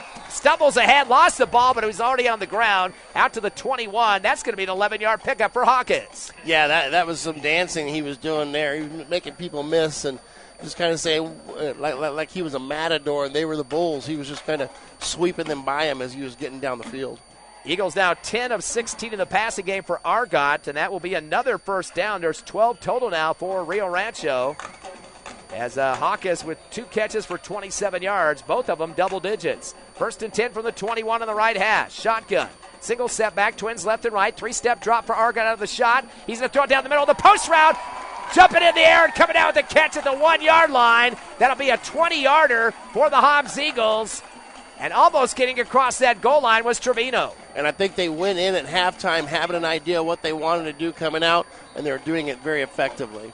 11th reception for Hobbs. That's going to be 7 catches for 69 for Trevino. They hand off up the middle, or is it Argot just going over the top of the pile there, Coach? Yeah, it was Argot, and Diego Baeza kind of got in behind him and shoved him across the end zone line. Argot's 9th carry for 31 yards, his 2nd rushing touchdown. He had 1 for 9 in the first half. He's up there chest bumping his teammates on the sideline as we get the kicking crew out there to try to extend this lead right now at 23-7 here in the third quarter. Yeah, I tell you, they really come out and took it right to them, and I think Rio Rancho is kind of trying to regroup right now. Chacon will do the PAT for the Eagles, and having to stop the action for just a second. Had kind of messed with something on the tee, Justin Black.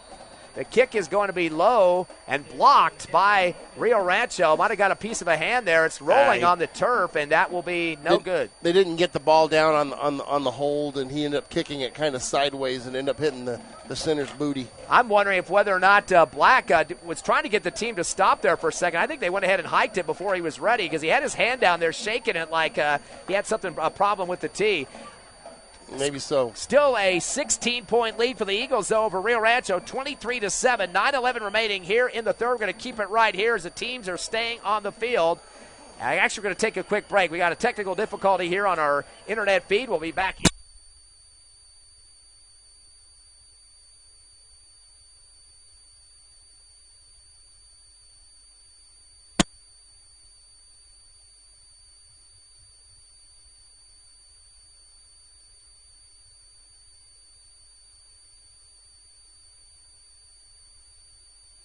$15.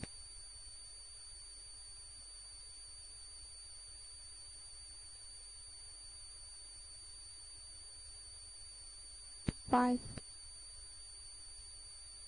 3, 2, 1, go. Welcome back to Watson Field. 23-7, your score. The Eagles over the Rams. Here's the voice of the Eagles, Ty Friend. Another kick through the end zone for Chacon. He's been doing that consistently tonight, not giving a lot of good field position for Rio Rancho. First and 10 from their own 20. Hobbs up by 23-7.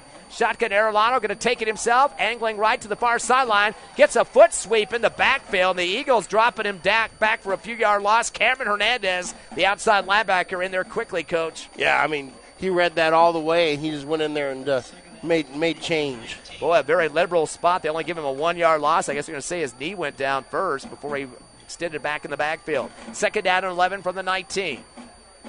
They go to trips left, receiver right. Underneath the center, then Arellano backs up in the shotgun, has a slot left with him. Low snap, throws it quick down low, and diving down low to try to make the catch on the 25 on the far right sideline, but not coming up with it. Incomplete.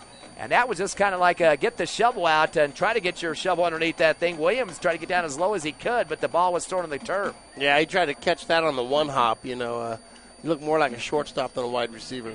Rio Rancho 6 of 12 in the passing game, just 50% completion rate. Third down and 11 now from the 19. In their own side of the field, Twins left and right. 8:28 remaining here in the third. It's 23-7 Eagles. Arellano by himself in the backfield. Two-step drop, back behind the 10. Throws the out route near the first down mark, but the receiver kind of slid down about a yard short. And he's going to get at least, it looks like 11. I think he needed actually a 10. He needed 11. It'll be 4th and 2 here. I wonder if they're going to go for it deep in their own territory. So we're going to go ahead and give him 11 on that one to Williams. That'll be the 7th completion on 13 attempts. Williams 4 catches for 50 yards. 4th and 1 now from the 29 of the Rams. If they don't convert this one, boy, that's going to hurt them bad.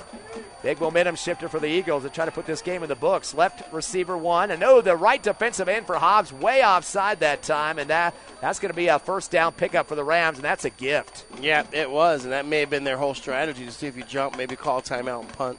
Fortunately, that's going to go against C.J. Romero, the strong safety. A 5-yard penalty for the Eagles. That's their first of the ball game. That will be a first down for Rancho, their 7th of the contest. Their quick offense now at the 33, or make it the 34, 1st and 10. Man in motion to the right side, fake the pitch, run up the middle, does Arellano, breaks the tackle, 40, 45, and pulled down at the 49-yard line. A first down pickup. That will be for 15. Yeah, and that hole right there was pretty big. They pulled a guard right behind him and just kind of pushed up the middle. 38 yards on the ground on 9 carries for the quarterback. They're not wasting any time to move up to the line of scrimmage of 49, 1st and 10. Shotgun Arellano. Handoff going to the right. Getting pulled back by the jersey and dropped to the 50-yard line. A 1-yard pickup. But definitely had to stretch out that time. And that's going to be Race Ramirez. Gets the 1-yard pickup. That's 6 carries for 22 yards. Coach Pino really getting the troops back up the line quickly, Coach. Hurry up offense. Yeah. But you know what's funny is he's still using most of the clock each time. 2nd down and 8 now from the 49-yard line. Give him an extra yard. Shotgun low. Picked up and thrown out on the right flat on the out route. Caught at the 45 and spun around.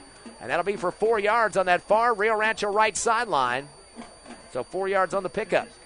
Here we go, another 3rd down situation. As they'll make that completion to David Butler for his first catch of the ball game on 8 receptions of 14 attempts. A handoff around the right side, and we got a big wall going to be pushing back. Some Eagle throwing him down hard out close to the whistle there. You got to be careful on that one as getting thrown to the turf, Race Ramirez. And they're going to give him about +3 on this. It's going to be 4th and 2 again. Let's not jump this time. That's correct. 7 carries for 26 yards for Ramirez. 4th down and 2. A little bit more than the last one was. It was a 4th and 1. Going to be at the 42 of the Eagles on the right hash. Clock is down to 6:35 left here in the third. Eagles up 23-7 over Rio Rancho. Hobbs at 4-0 and Rancho at 3-1. 3 receivers right, man in motion to the right side. Here comes around the end. Arellano, he's putting his head down. He hits one-on-one, helmet to helmet, bounces back, and he's a shy about a yard on the right side. And that's what happens on these long drives. You need 3 or 4 yards to make the play to keep going, and you don't get it. And then all of a sudden, you flip the field and you give it to the other team. Couple of choices there. I think he came at 2 guys that time. C.J. Romero, the strong safety, was over there, but also Andre Alvarado. So a couple of black and golds meeting him head on that time for the turnover on downs. The 2nd of the game for Rio Rancho. Eagle football taking over at their own 43. 1st and 10 from the left hash. Twins left and right. Man in motion from left to right is Van Landingham. Shotgun, 3-step drop. Backpedaling, throwing it in the left flat. Overthrows his man out to the left side. I believe that was Baeza coming from the backfield that time, and he tried to leap up as high as he could up on that ladder, but kind of a flip out there just to try to get away from a sack was the quarterback Argot. Yeah, well, that was a design screen. They let him go by, and they're supposed to get on the quarterback. Quarterback's backtrack, and he just tosses it over. He just tossed it too hard. 2nd down and 10 from the 42.5-yard line for the Eagles on their side. Twins left and right. Single setback is Baez to the whole left side of the line, jumping across, and both teams are having trouble putting the saddle on and just settling down on the defensive lines. They're trying to get a jump. And that's the best time to go on 2 is when that other team's itching to get you, and that's when you go on 2 and get them a jump. 4 penalties for 20 yards for Rio Rancho, 1 for 5, so not a lot of handkerchiefs in this game, Coach, to be honest. No, not really, and it's been the same thing every time. 2nd down and 5 now for Hobbs at their own 47-yard line, leading by double digits at 16, 23-7. Argon underneath the center, then backs up with a shotgun. Twins left and right. Has Baeza with him, a man in motion again. Van Landingham fakes the handoff on the reverse. Give it back to the left side to Baeza. He tries to get around the left end and is dropped near the line of scrimmage. Might have got a little forward progress over there on the left. I'll bring up a 3rd and short situation, and you got to make a decision whether you're going to throw or run here. That's 5 carries for 22 yards for Baeza. And a 3rd down and 3 now at the 49-yard line. Near midfield. Eagles looking to the sideline for the play call, checking their wristbands as well. Twins left and right for the Eagles as usual here. They'll bring Van Landingham in motion, fakes the reverse. He's going to get the screen pass in the right flat, caught at the 45, 50, Rio Rancho territory, 45, 40, gets a nice block, tries to spin. Hawkins helped him get a few extra yards there, and he'll get a first down out of that one. I think Ethan Van Landingham needs to send a thank you to Hawkes and Trevino because they both got pancakes on that play to give them some more yards. 10-yard pickup for Van Landingham, 2 catches for 23. Eagles are now 7 of 19 in the passing game. If the receivers are getting blocks like that, maybe they should open an IHOP together. you start having that many pancakes, you can sell them. Let me say this again, 12 of 19 in the passing game so far. As we go 1st and 10, that's the 10th first down as well. Back to pass from the 45, a throw with a curl route to the 20, going up high in the air. Trevino gets 2 helmets in his back numbers, and ball comes squirting out. Boy, he's slapping his hands, and he kind of catapulted up in the air that time. Yeah, he got redirected when he was in the air. That was a dangerous situation when you have to go up high like that, and you've got 2 safeties bearing down on you. You're lucky you don't get hurt. Sometimes you make that play, and sometimes you pay for that play. Eagles with 13 first down, 2nd down and 10 from the Rams' 39-yard line. Shotgun to Argot. Crosser, and it's a bad handoff. Gets stripped near the midfield and comes out on the turf, and having to dive back for it is Argot back at the 45-yard line. Looked like he was trying to get it to Baeza and maybe got stretched out too far that time and lost control of the football. Yeah, something happened on that mesh, and either one person didn't know they were going to get the ball or the other person didn't get it to him. But there was some sort of miscommunication there. -6 on that one. Again, dropping back to the Rio Rancho 45 on the right hash. Brings up a 3rd down and 16 for the Eagles. Still in Rio Rancho territory. Trips left, receiver right. Quarterback keeper trying to head left, dragging a guy with him on his waist. Has another guy coming over for Rio Rancho, and that's a 2-yard fall forward possession there for Argot. So you're in their territory, okay, so you're not going to give up horrible field position. But do you go for it on 4th and 12? I mean, it's a decision, really it's going to be a long way to go. I don't know if you'd punt here or not, but I think I certainly would. 23-7, Eagles by 16 with 4:09 remaining. And again, if you do punt, you got to get a lot of air on it high up in the sky to give your time for your coverage team to get down. I thought for sure they'd call a timeout here and just waste the clock down, but looks like they're going to go for it. 4th and 13 from the 43. Trips left, receiver right, back to pass Argot. 3-step drop. The blitz is on. He's going down in the backfield, back at the 49-yard line. Eagles going to lose 8 yards on that one, and that's going to get the ball back to Rio Rancho right at midfield. Yeah, that is not what you wanted to happen there. And so now Rio Rancho's got new life here. I mean, they're trailing 23-7. They've not shown that they can move the ball quickly. So you're not in dire straits by any means, but certainly giving them an opportunity here to try to climb back in. That was the first turnover on downs for the Eagles. They did have 1 punt in the first half. Rio Rancho football, 1st and 10 from their own 49. Orlando fakes a handoff. He gets a little bit too tricky with it. Was going to run or maybe do something else, but he went down in the backfield. I think the back went the wrong way or the quarterback went the wrong way. As he turned thinking there was going to be a back to mesh with there, and the back went behind him, and so somebody messed up on that one. 36 yards on the ground so far for Arellano on 11 carries. 2nd down, loss of 3 on that one. 2nd and 13, back at the 46. Eagles with 4 in the front box defensively. Twins left and right. Arellano going to switch it up a little bit and talks to his lineman.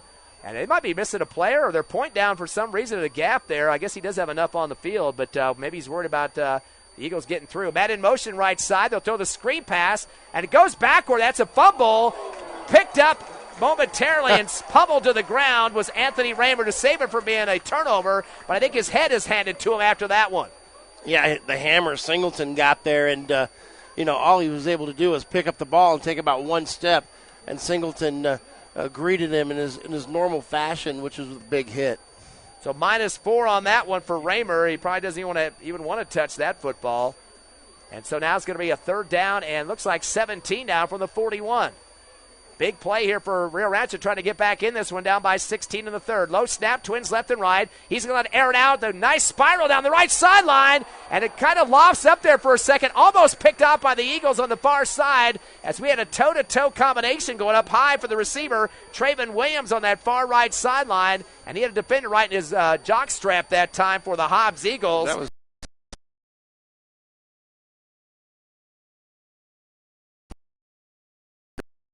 tangled up.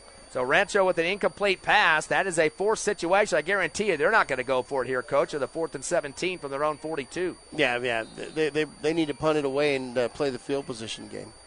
Clock is stopped at 2:25 here in the 3rd. 23-7. You're listening live to Hobbs Eagle homecoming action here at Watson Stadium. Ty friend, Coach Brian Coltrane, Tiffany Stuber back at the station. And here comes the punt from the 31-yard line. Almost blocked. The Eagles get some good pressure on one-on-one coverage there in the backfield. Takes a little Rio Rancho bounce at the 27-yard line on the far left sideline. That's where the Eagles will get it back. So that's a pretty decent situation there for Rancho's coverage. And Hobbs now would like to extend this 16-point lead, Coach. Yeah, they would. Good job on that punt by Hector Armendariz, letting the blockers know that it was a short punt.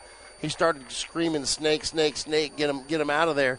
And everybody got away from the ball, so you didn't have anything weird happen on a bounce. Coach, you have to say one thing. Not very many penalties in this game, but at the same time, no turnovers yet. One was close there just on the last series, though, for Rio Rancho. Yeah, both teams have put it on the carpet a couple of times, but not resulting in a switch of field. First down and 10 from the 27 for the Eagles on the left hash on their side of the field. Twins left receiver right. Going to go with the delay handoff around the right end, and nothing doing for Baez. Almost broke the tackle, though, as he had a sling on his back that time and tried to stretch it out to the far right, but he's going to go down on the field turf. Yeah, he almost got slung out of it. I really think that they marked it kind of bad. I think they marked it where they slung him instead of marking his forward progress, but went backwards on that play. Yeah, -7, unfortunately, for Baez. His only negative of the ball game. He's got 6 carries for 15 yards and a second down now and 17 for the Eagles at their own 20. How about over the top to Trevino now? We'll see if that works, Coach. Twins right, receiver left. 4 in the front box for Rio Rancho. Back to pass. They're going to go with the out route. He threw it into coverage right in the defender's arms. A cornerback on the near right sideline. Hawkes was the man, but he was on the near side, and he throws it more inside right to him, and it ricochets off the numbers. Almost a pick six. That could have been. Yeah, the linebacker there just basically stepped out on the coverage into what they call the curl to flat coverage area for a linebacker, and he was correctly positioned. Andrew Gustafson, I should say, Coach, had a pick six last week. That was him right there, the linebacker you just mentioned. So we just got dodging a bullet on that one. He had only had about 25 yards up the sideline here, left sideline to rumble in. I don't think anybody would have stopped him. Maybe a quarterback, Argot, possibly. 3rd and 17 from the 21. Shotgun to Argot. Hands it off on the right side of the 25, 30, spitting, 35, and Baeza gets tumbled into the somersault. Kind of looks up to the crowd after that, after acrobatic play, and he's going to get 15, 15 for Baeza. And we're 4th and 2 here. They're going to send out the punting unit this time. So that's a total of 7 carries now for Baeza for 30 yards, and a 4th down and 2. Now, of course, you have to go with the hard count first, right, Coach? Yeah, why not? Well, not on a punting formation, yeah. You send them out there, you're punting. So 4th down and about 1.5 yards actually here for the Eagles. Definitely like to get a gift from Rio Rancho here with that hard snap count. They got a receiver left and right. Long delay here with 4 on the front line for Rio Rancho. And now we're going to have a stoppage as one of the line judges pointing at the line of scrimmage, and not sure what his complaint is here. It's the line judge on this near sideline, the referee, and he's pointing to the Rio Rancho defensive line, and now he's walking out on the field. But, you're either calling something or you're not. Your job is not to coach. He's going and talking to the Whitecap official, the head referee now on the field. Haven't had a lot of stoppages in this game, Coach. You mentioned there's only a total of 5 penalties, 4 against Rio Rancho and 1 against the Eagles. I think maybe they're resetting the the field clock right now because the head referee pumped his hand up in the air, so I think that's a reset of the field at clock. The end of it, there was something else that happened, though. Man in motion left to right, and it's going to be a punt, though, for the Eagles from the 25.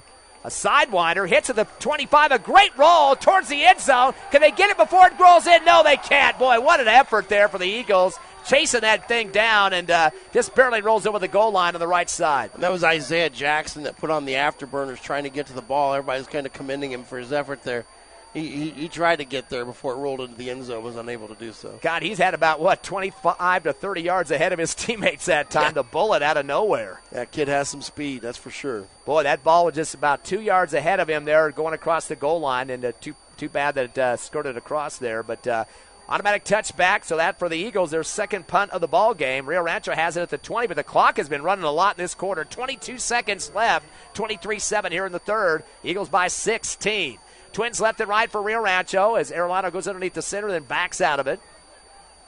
Waiting for that snap on the shotgun. Takes a good one. Fakes the handoff, tucks it, wants to head up the middle, then cuts outside. Bad decision. He's dropped to the backfield. Yeah, that was a great play read by Zayden McPherson there. And he just kept his feet moving and made sure he matched the movements of the quarterback there who was trying to make a cut. 1 yard loss on the play, and at least for Rio Rancho, they're lucky they counted the knee down because he went back even further than that, but hit the turf first. Second down and 11 now from the 20-yard line. We got some movement on the line of scrimmage. We'll see if they're going to charge this one, too. The umpire is going to come up here and stop the play. Actually, I guess a timeout was called As both teams will take a breather. Didn't see which way they're signaling on that one, but it will stop. In a quarter, my bad. Quarter, sir. So we're at the end of the third. It's Hobbs 23, Rio Rancho 7. The only score in the third quarter was a 1-yard run for Argot as your Eagles lead here at homecoming. We'll take a 60-second break and come back on the Hobbs Eagle Network. You're clear.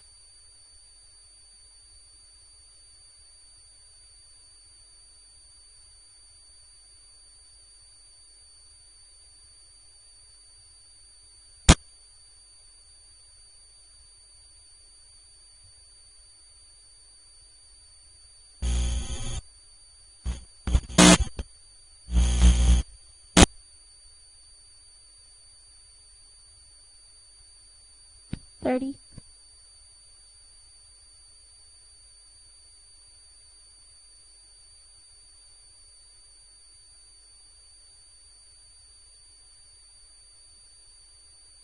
15.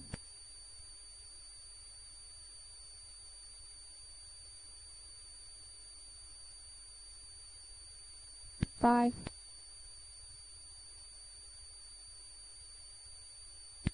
1. Go. Back to live action here to start the fourth quarter. Second down, 11, Rio Rancho from their own 16. Back to pass, Arellano with the curl route. Ball to the 20. It's ricocheted off a receiver. Intended for the Rio Rancho receiver. That was Jace Pitt, but he got walloped from behind. The ball come coughing out. C.J. Romero was the one that got there, and he put a nice big hit on him as the ball got there. And then a quick Coach Pino. Troops thought he was going to contest it, calling a PI there, but no, he's not talking to the referee at all. And he's really going to talk to his team about how important it is to try to keep this series going. They still trail by 16 as we hit the finale. Here comes the trick play. Whenever you have a quick timeout like that, you're in a situation like this. This is the time where a lot of coaches try to run something tricky. I wouldn't doubt if we don't see a flea flicker or some razzle dazzle. I mean, they're going to try some magic here because they've not shown on 3rd and 11 that they can get the first down. So let's see what they do. They got 3 receivers going left. That was a quick timeout, too. Coach Pino didn't waste any time. Receiver right as well. Hobbs will get, looks like, only 2 in the box. Make it 3 now. Barely getting the third guy down on the outside right. Shotgun load, Arellano. He's back to pass. Throws it down the middle of the slant and overthrows his receiver down the middle. Only been about a 7-yard, but he probably had enough momentum behind him to head to the angle to the left sideline, but was unable to get the grab on it. That was intended for Trayvon Williams, but he's one of their best athletes out there. Linebacker stepped inside, and he went outside, and that play, he probably had 20, 30 yards of running. Yeah, most of it would have been the yardage gain on the run instead of the catch. It would have been only about a 4 or 5 yard reception there, but he had some open space, fortunately overthrown by his quarterback, Arellano.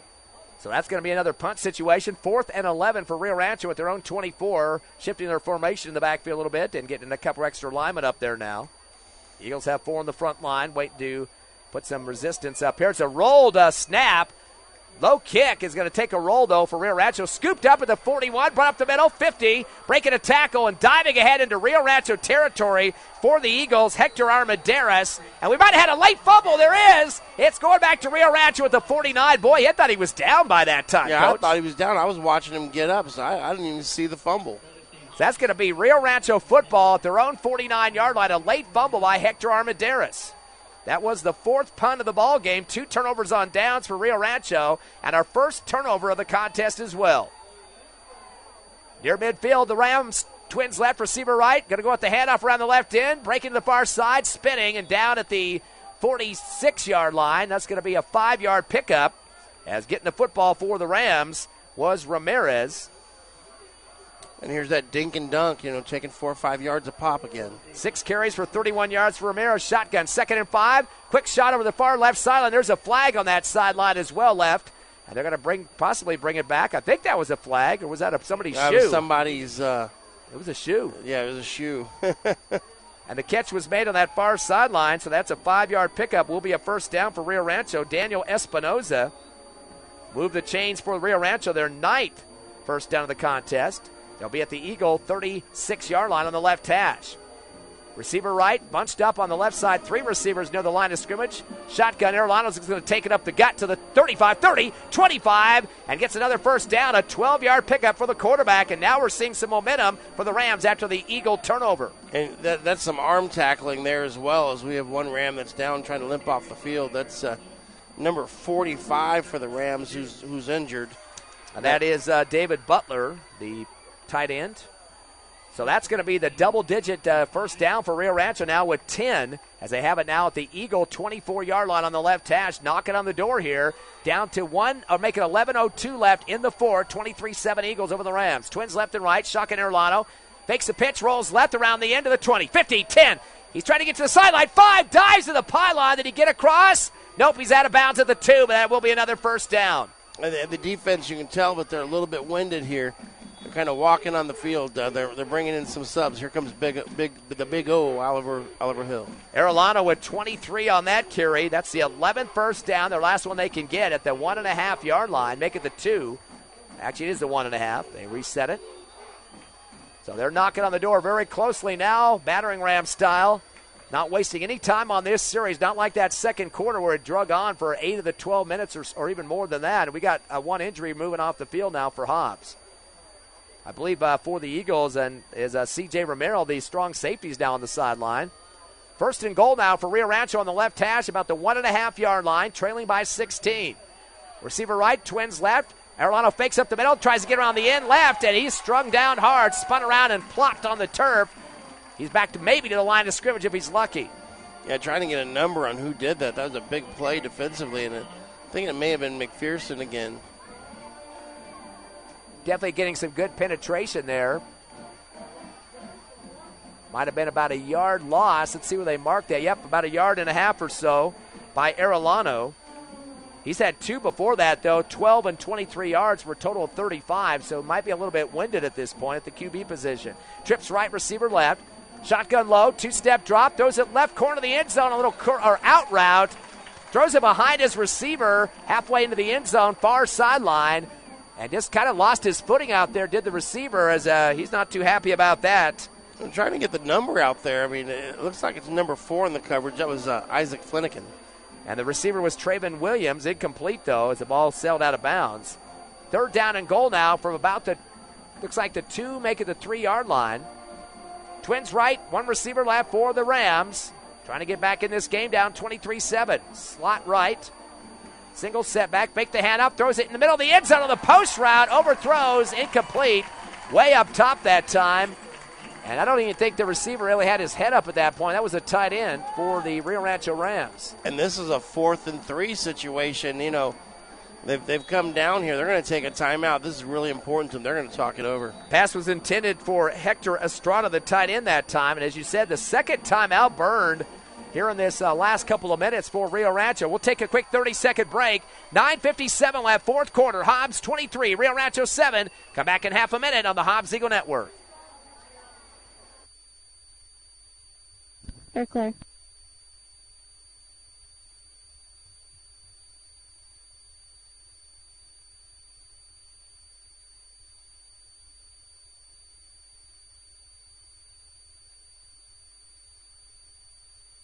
$15.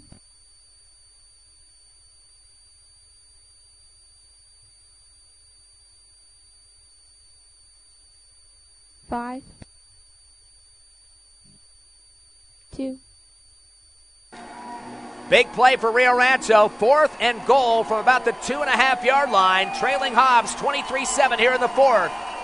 Arellano is going to be the shotgun quarterback. 2-step drop. Throws it in the left flat. Wide open. Nobody there defensively. Eagles with a miscommunication. And a touchdown scored. Not even having to worry about anybody coming at him that time. As a score off the pass to the left flat to Race Ramirez near the goal line. He just had to wait for it.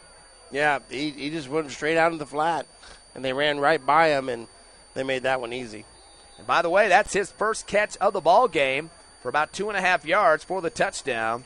Gets a little bit closer here now. 23-13, a 10-point game. You would think they would probably go for 2 to get it within a 1-scoring chance here to try to tie this one up later. Yep, absolutely. Looks like they'll get the offense out there. No kicker.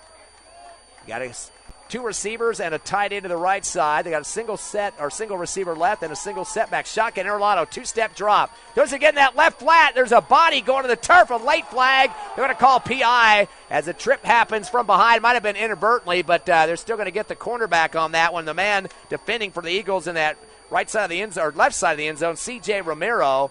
And the flag came out late, but the legs get tangled up, and more than likely they're going to hit you on the defense for that one. Yeah, and you know what? If you think the other guy's going to get a touchdown off of it, you go ahead and PI him. You take it. Take away those points. That's a 1.5-yard penalty because it's half the distance. Starting at the 3 on the PAT, drops to 1.5. So that'll be closer to the end zone for the Rams. Still wanting to get 2 to get this to an 8-point ball game. Back to shot as Arellano has a man on his right shoulder, brings a man in motion right to left, twins left and right. Shotgun, low snap, 3-step drop, fires in the middle of the end zone. The ball ricochets at the goal line, and it's no good off the block by the Hobbs Eagles, slapping the ball down to the turf. Looking to see who that was. It might have got a piece of it that time. He already hit to the sideline. I'm trailing him on this side right now to see who that was. 25. That's right. That's McPherson. Yep, Zayden McPherson, the strong safety that time, and just slapped at the football as Dominic Valencia was the guy trying to make the catch. So no good on the pass attempt here on the 2-point conversion, and that gives the Eagles a little bit more breathing room, Coach. Now it's still a 10-point ball game. Yeah, 10-point ball game, and the Eagles here have control of it. Time's on their side. There's 9:51. You're going to have the ball. I wouldn't doubt to even see an onside kick here from Rio Rancho. I mean, it's plausible that you don't think that you're going to get the ball back. Let's see what they do. A lot of decisions to make. So we had one touchdown in the third, a 1-yard run for Argot for the Eagles, 23-7. And then we had the 2-yard play for the pass, a little dump pass out in the flat to Race Ramirez.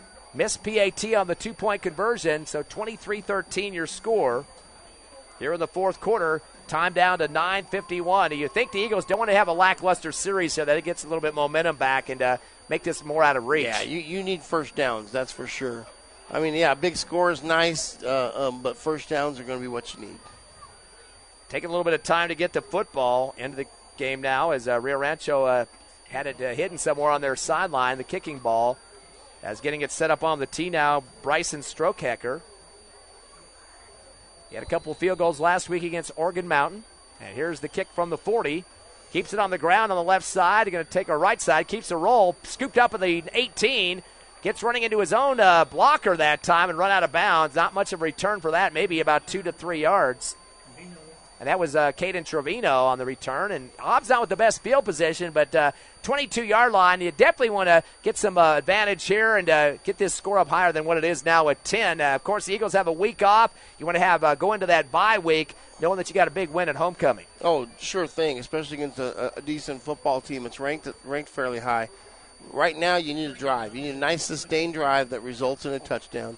And that could put this game away. Eagles ranked 4th, and Rio Rancho at number 6 in the Max Preps poll this week. Hobbs at 4-0, Rio Rancho at 3-1. Argot back in shotgun. Twins left and right. He has Baeza behind him, hands him off on the angle right. He's heading around the right hash to the 25-yard line. He'll get 4 on that one. Yeah, just a nice little GT play where you pull the guard and tackle and you kind of run behind them. And once you get north and south, you just try to get what you can. 34 yards on the ground so far on 8 carries for Baeza. 2nd down and 7 for the Eagles at their own 25 off the right hash. Clock is down to 9:20 left in the game. Eagles by 10, 23-13 over Rio Rancho. These teams haven't met since 2009. The Eagles beat them in the playoffs quarterfinals after losing to them first game of the season. Reverse from right to left. Trevino on the left side hash, 25-30. Tripped up and put down at the 32. Very close to that first down marker, Coach. Yeah, that's pretty close. You have a 3rd and 1 situation. Probably go on to see if they jump, and if not, we'll go ahead and just roll with maybe Baez up the middle. Are they giving it to him? Yep, the Chains are trying to run down the sideline on the other side. They're going to give him 7, just enough he needed for the first down. 3 carries for 30 yards, 10 a pop for Trevino, and that will be the 14th first down for the Eagles, now on the left hash at their own 32.5. Twins left and right. Argot in the shotgun, slapping his hands hard, trying to get a hard count jump by the Rio Rancho defense, a 3-man front. Not getting it, now to an audible. Split formation backfield now for the Eagles. Receiver left, 2 right. Hand the ball off to Van Landingham. No taking it back as Argot around the left end. 35, out of bounds at the 40. And he'll get the clock stopped. I don't know if you want that at this point. That's an 8-yard pickup for Argot. What a great job of dumping it Van Landingham's gut and then ripping it out the last second. Yeah, he made a great read. The defensive end, he was watching number 77, number 47 on that play. Defensive end crashed down toward the tackle, and he just pulled it and went. 8-yard pickup for Argot to the Eagle 41 on the left hash. Second down, a long 1.5. Got to get to about the 42, almost the 43-yard line for the Eagles. Twins left and right. Argot taking his time in the backfield on the shotgun snap. Gets it. Pulls it away from Baeza this time. Tries to spin. Is dropped, falling backward as he gets put down at the 42-yard line. Boy, he's going to be very close by a butt cheek that time. 3rd and inches here, 3rd and inches. Yeah, they're going to give him about a yard on that one for Argot. In the second half, he is right now at +3. 3rd down and 1 now for the Eagles at the 42. Still 2 receivers left and right. Argot gets the quick snap underneath the center, drives the pile forward, and the Hobbs Eagle fans here at homecoming excited about that one. That's going to be a first down pickup and then some. 5 yards for Argot with the help of that great front line. That's just winning a good old-fashioned scrum. Our boys are stronger than your boys. 15 first downs for the Eagles after that one. And, boy, when you have a big boy up front like you do on that left side of the line, Oscar Mascarena, 6'4", 280, that's a great person to have you going forward with. 1st and 10 from the 48, still Hobbs Eagle football side of the field. Another handoff, this time coming up the left hash, just straight battering ram style. And another 7, it looks like, for the Eagles. They're just using that front line and plowing straight ahead as that's Baeza. He gets another 7 on the play. And they went ahead and put K's number 72 back on the field to run behind, too. 41 yards on the ground now for Baeza on 9 carries. 2nd down and 3, a long 3 for the Eagles at the Rio Rancho 46-yard line on the left hash. Long discussion as Argot is talking to Baeza in the backfield. Sends 2 receivers left with a left slot back and a right receiver as well. Give the ball to Baeza right up the gut as he plows ahead again. And he gets that first down. Going to be about 6 or 7, depending on the forward progress, to the 40-yard line. Make it 6. Yeah, and, Baeza at that point, he wasn't trying to be fancy. He wasn't spinning. He wasn't trying to juke. He just got in there and just decided he was going to drag the linebackers as far as he could. Coach, not only the first down starting to come for the Eagles, now 16, but they're also keeping that clock moving too. Yeah, and Baeza's feeling it too. He started beating his chest after that play. He wants the ball. 6:30 left and ticking, 23-13 to the Eagles. Going around the right end, taking the blockers with him. Argot around to the 35, trying to stretch it out, gets the first down and dives through bowling ball style to pick up a couple more. That's going to be 12 for Omar Argot. They're going to get him just before the first down marker. Whoa. They're going to say he stepped out of bounds or maybe his knee hit the – they're calling a first down everywhere but the field. Yeah. That'll be a 9-yard pickup, as you said, Coach, for close to a first down. 2nd and short from the 30-yard line on the right hash. Eagles going to be a little bit more stalling here as they look to the sideline for the call at 6:20. And, of course, I would say that the time right now is in their favor. He did get out of bounds. It stops here at 6:20, though. Yeah, absolutely. Twins left, a receiver right. In the backfield, Argot with Baez on his left shoulder, slot left as well.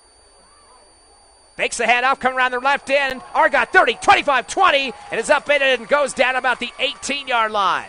He got a first down plus. That's going to be, looks like 13, 14 yards for Omar Argot to move the chains once again.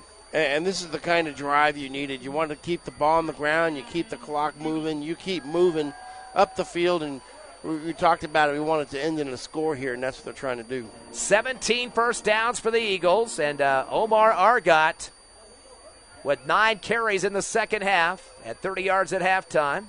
His long of the second half is 14 just on that one.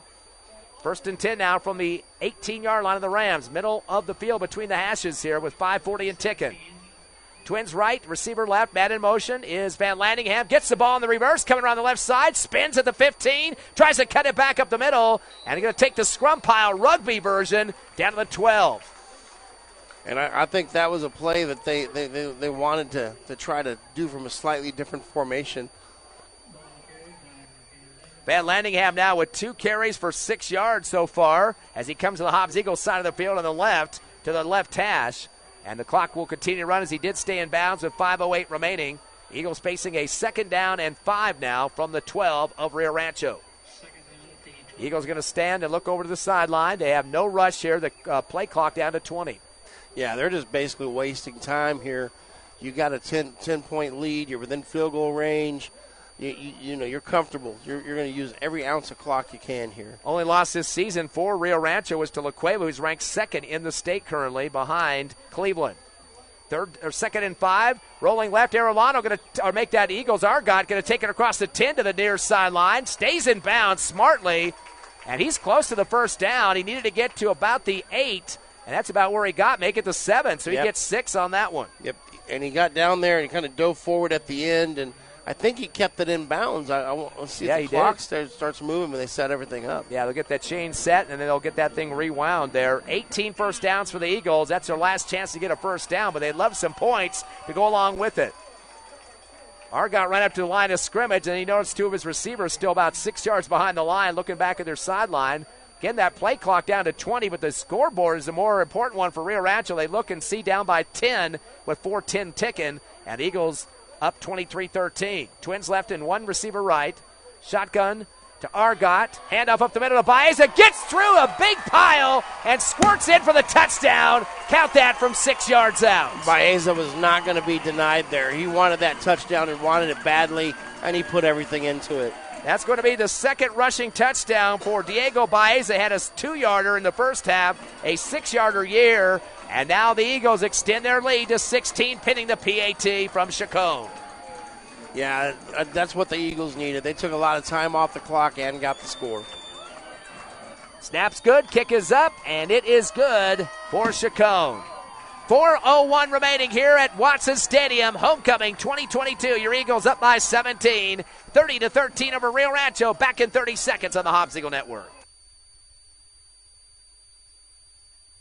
They're clear.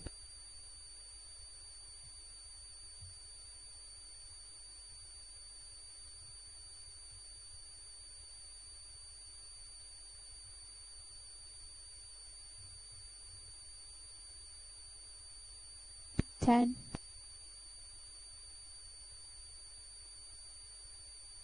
5. 3, 2, 1, go. Welcome back to Watson. 30-13, your score. Hobbs Eagles up. Here's the voice of the Eagles, Ty Friend. Well, we got a bye next week. The Eagles have another chance to rest a little bit, get some more practices in. Of course, Las Cruces will be next on the schedule, a week from next Friday night at the Field of Dreams. We'll have that for you live here on Cool 95.7, HobbsAmerica.com, and YouTube, the Hobbs Sports Channel. Right now, the Eagles up 30-13 over Rio Rancho. 4:01 remaining as Chacon gets ready to kick off from the 40. As here comes the kickoff for the black and gold. They'll angle it over to the far right sideline, a spiral, and try for a catch at the 36. A bad decision as it went off the fingertips, and a big roll with the football. We'll see who comes up, and it looks like the Rams recover, but the receiver kind of stretched his hands out, didn't come running under the football, but just put his arms out there, and almost lost that to the Eagles defender. Yeah, I don't think he was ready for it, and that's the time to try one of those, and giving him a little bit of a shorter field here, but they were kicking into the wind. There's a pretty good wind. Expect the Rams having to throw a little bit on this with the 4:01 remaining there. 9 of 20 in the passing game. Their biggest receiver is number 13. That's Williams. He's got 4 catches for 50 yards. Trips right, receiver left at the 34, make it the 35-yard line of the Rams. Low snap to Arellano. 2-step drop. Throws a quick out route. Caught at the 38, 40, 45, 50 into Hobbs Eagle territory. And he's going to get out to the 42-yard line. And actually, they're going to cut it back. They're going to take him out of bounds at the 47 or 46. So 20 on that one. That's going to be a 20-yard pickup. As making the reception for the Rams is Anthony Raymer. That's the 12th first down at the Eagles' 48. Handoff up the gut, breaking a tackle to the 40, and dragging a few more with him. That's a 9-yard pickup. As spinning around at the end is Ramirez for 9. 1-yard shot. No, they're giving him 10 on that one. Boy, that's a liberal spot. Jeez. First down. Christmas. Merry Christmas. 13 first downs for the Rams. They're not going to waste time now at the Eagle 38-yard line. They trail Hobbs by 17. Low snap. Arellano picks it up off the ground, dumps it in the left flat. 40, 35, 30, and comes down at the 8-yard pickup, 30-yard line. And a little bit flat on the ground that time as he's a little bit hobbled after getting tackled pretty hard. He's got to leave the field. I believe that was at number 10 again, Ramirez. So he gets 8 on that one. His second catch for 10 yards total. Make it 7 instead. The knee went down first. 2nd and 3 from the 31 of the Eagles left hash. Shotgun Erlano by himself, fakes it, and then just takes it up the gut. Was looking for a pass originally, but gets everybody to bite on that, and then heads to the right side. He's going to get close to the first down. I think he's going to be short by about a half a yard or so. Yeah, I think Romero got there and stopped his motion, but he jumped forward at the end, got a few yards. 3rd down and 1 now from the Eagle 32-yard line. Clock to 2:35 remaining. Eagles up 30-13, ready to run their record of 5-0. And I believe that's the first time since 2000 that we've been able to get up to 5-0 on a season. We got to 9-0 that year and then lost our last 3 games and dropped to 9-3. 3rd and 1, Erlano, handoff in the backfield, met hard, tried to bounce off the tackle, was Race Ramirez heading left, and we might have got, helmet to helmet, Coach? Yeah, I saw the flag come in late. As he was being spun around, one of the backers got into him and went helmet to helmet. No gain on the play. That makes it even worse. That's going to be a 15-yard penalty, although it might be inside the 30, which could make it half the distance.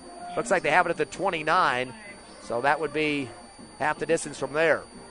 Whitecap talking to the umpire, I think, who made the call. No, going face mask instead. I didn't see the personal foul signal, so that might just be a 5-yard penalty for the Eagles. They dodge a bullet on that one.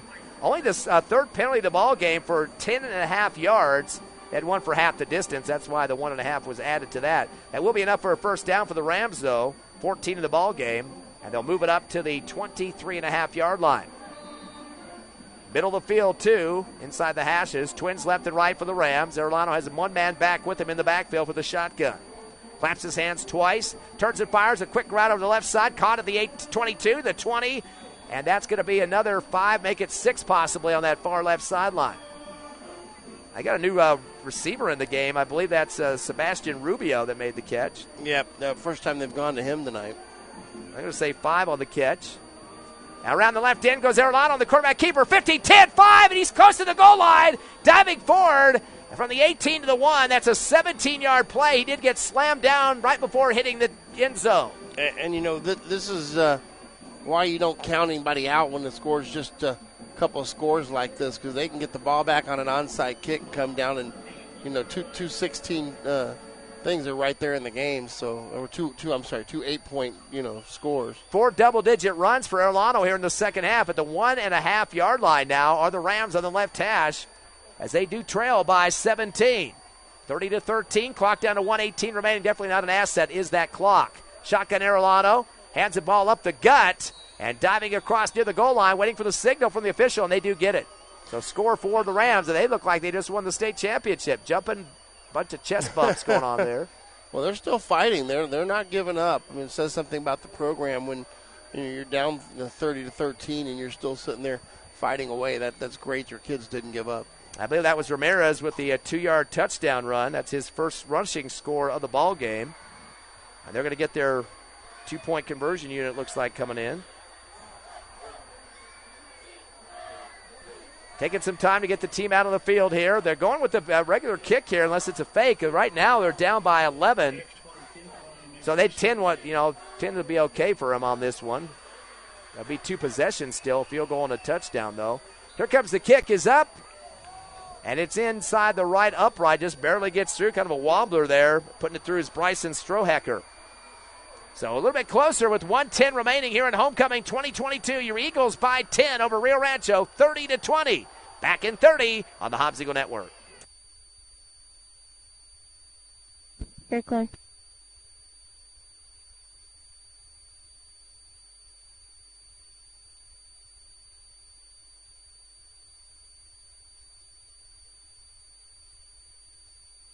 $15.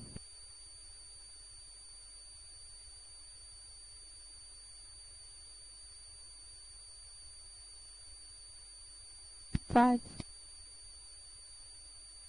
3, 2, 1, go. Welcome back to Watson Stadium. 30-20 is your score. The Eagles up by 10 on the Rio Rancho Rams. An onside kick probably coming right here. And here's Ty Friend. Yeah, you can believe that, Coach. 10-point ball game. The Eagles should pretty much get this in the bag here. Not much time left for Rancho. They'd have to get 2 possessions to try to get back in this one.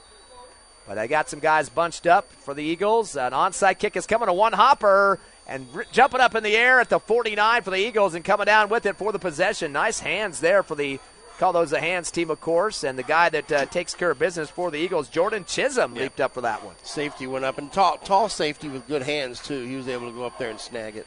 So Hobbs will have the football, hopefully, to run this one out. Yeah, got Chisholm, 6'1", Coach. So you're right about that. Yep. He's a big boy. At the 50-yard line, Eagles have a 1:10 to burn here, and they will go to 5-0 on the season. The only other team that's undefeated in the 6A is Cibola, who's sitting at 4-0 heading into tonight's ball game. And they're in the Max Preps poll as well, currently at 7. Rio Rancho at 6 at 3-1, so they're going to probably drop a few spots. And Hobbs at number 4 at 4-0, make it 5-0 after tonight. They're going to have the kneel-down formation coming up here, the victory format, and that will be the kneel-down, -1 there for the quarterback. Yeah, that's the best formation you like to call. I mean, that's your favorite play to call victory. Get a negative on that, but still, you'll take the stat as the W more important than your individual numbers. So we go with the second play, 47 seconds. More than likely could be the last play of the ball game. They're just going to let the clock run, obviously, down to the play clock. It's down to 24 down there and up on the scoreboard 37. So they'll have to run one play, and that'll be it, putting the W in the book here at homecoming. Lots of reunions in town. I know a couple of the early 80 classes, and then the 50th class reunion also going on here. I know they have a big celebration at the Holiday Inn or the Garden Inn here in Hobbs, the Hilton Garden Inn on Lovington Highway. So lots of celebration going on. Another kneel down for Argot.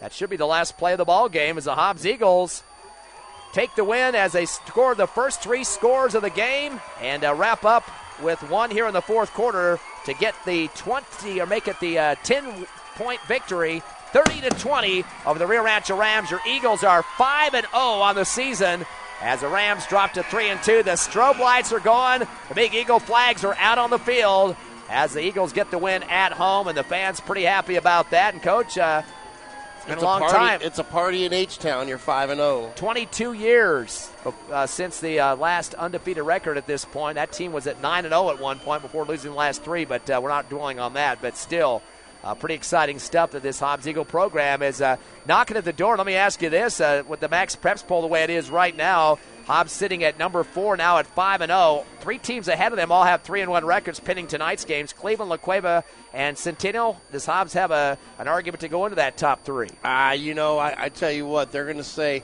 well, they didn't have their quarterback and they didn't have their receiver, and that's not the same Rio Rancho team. They're going to make excuses. It don't matter. You're going to make the playoffs and you're going to go play the games, and that's what matters. Well, the game was played well tonight. The Eagles winning this one. A final of 30-20 over Rio Rancho. We'll take a 3-minute break and come back with a homecoming post-game show on Cool 95.7, HobbsAmerica.com, and YouTube, the Hobbs Sports page. Very clear.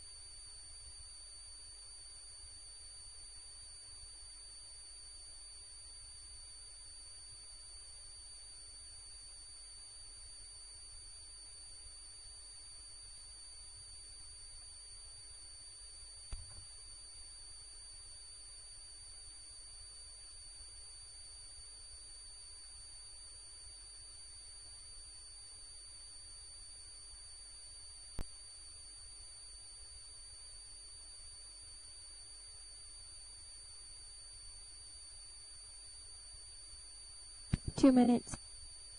One more, please. Okay.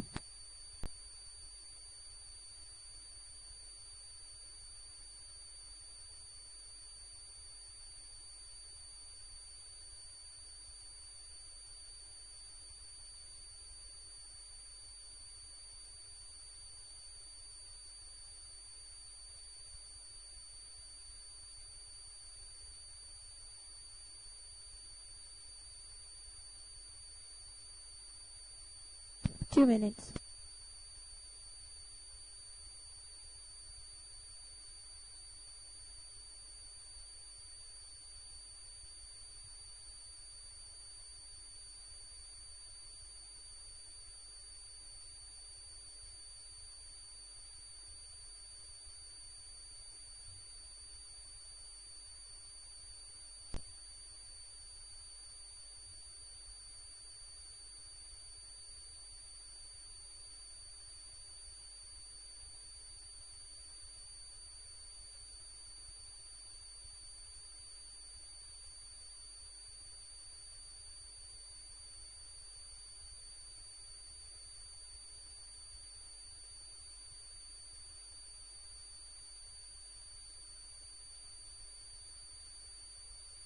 1 minute.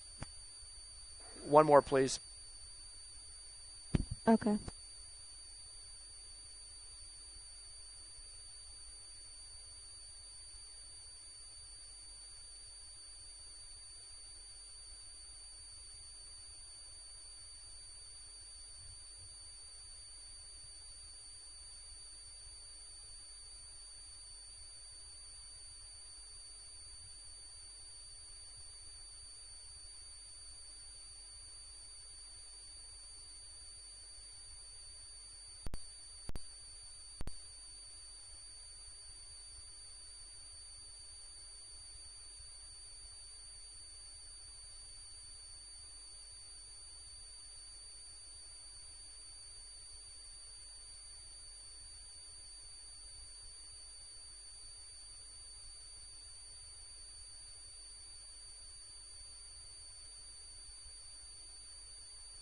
One minute.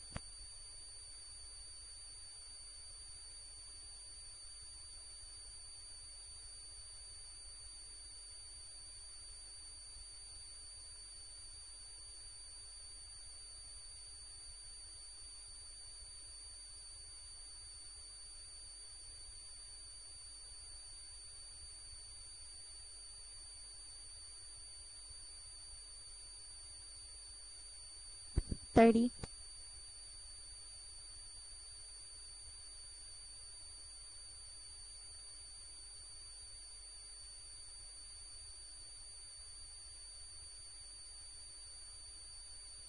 $15.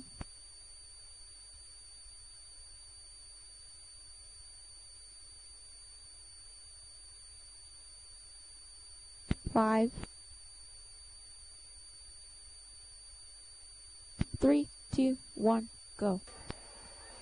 Welcome back to Watson Stadium. The Eagles 5-0 on the season after vanquishing the state finalist Rio Rancho here, homecoming, and crowd was excited. Everybody was into it. We had a full stadium. Band was playing loud. Everybody was rocking and rolling, and great environment for football tonight, Ty. Yeah, it definitely was one. First 5-0 record since 2000, 22 years in the making there for Coach Stevens and the Hobbs Eagles. Definitely got some fire in the crowd here. Pretty excited about the win.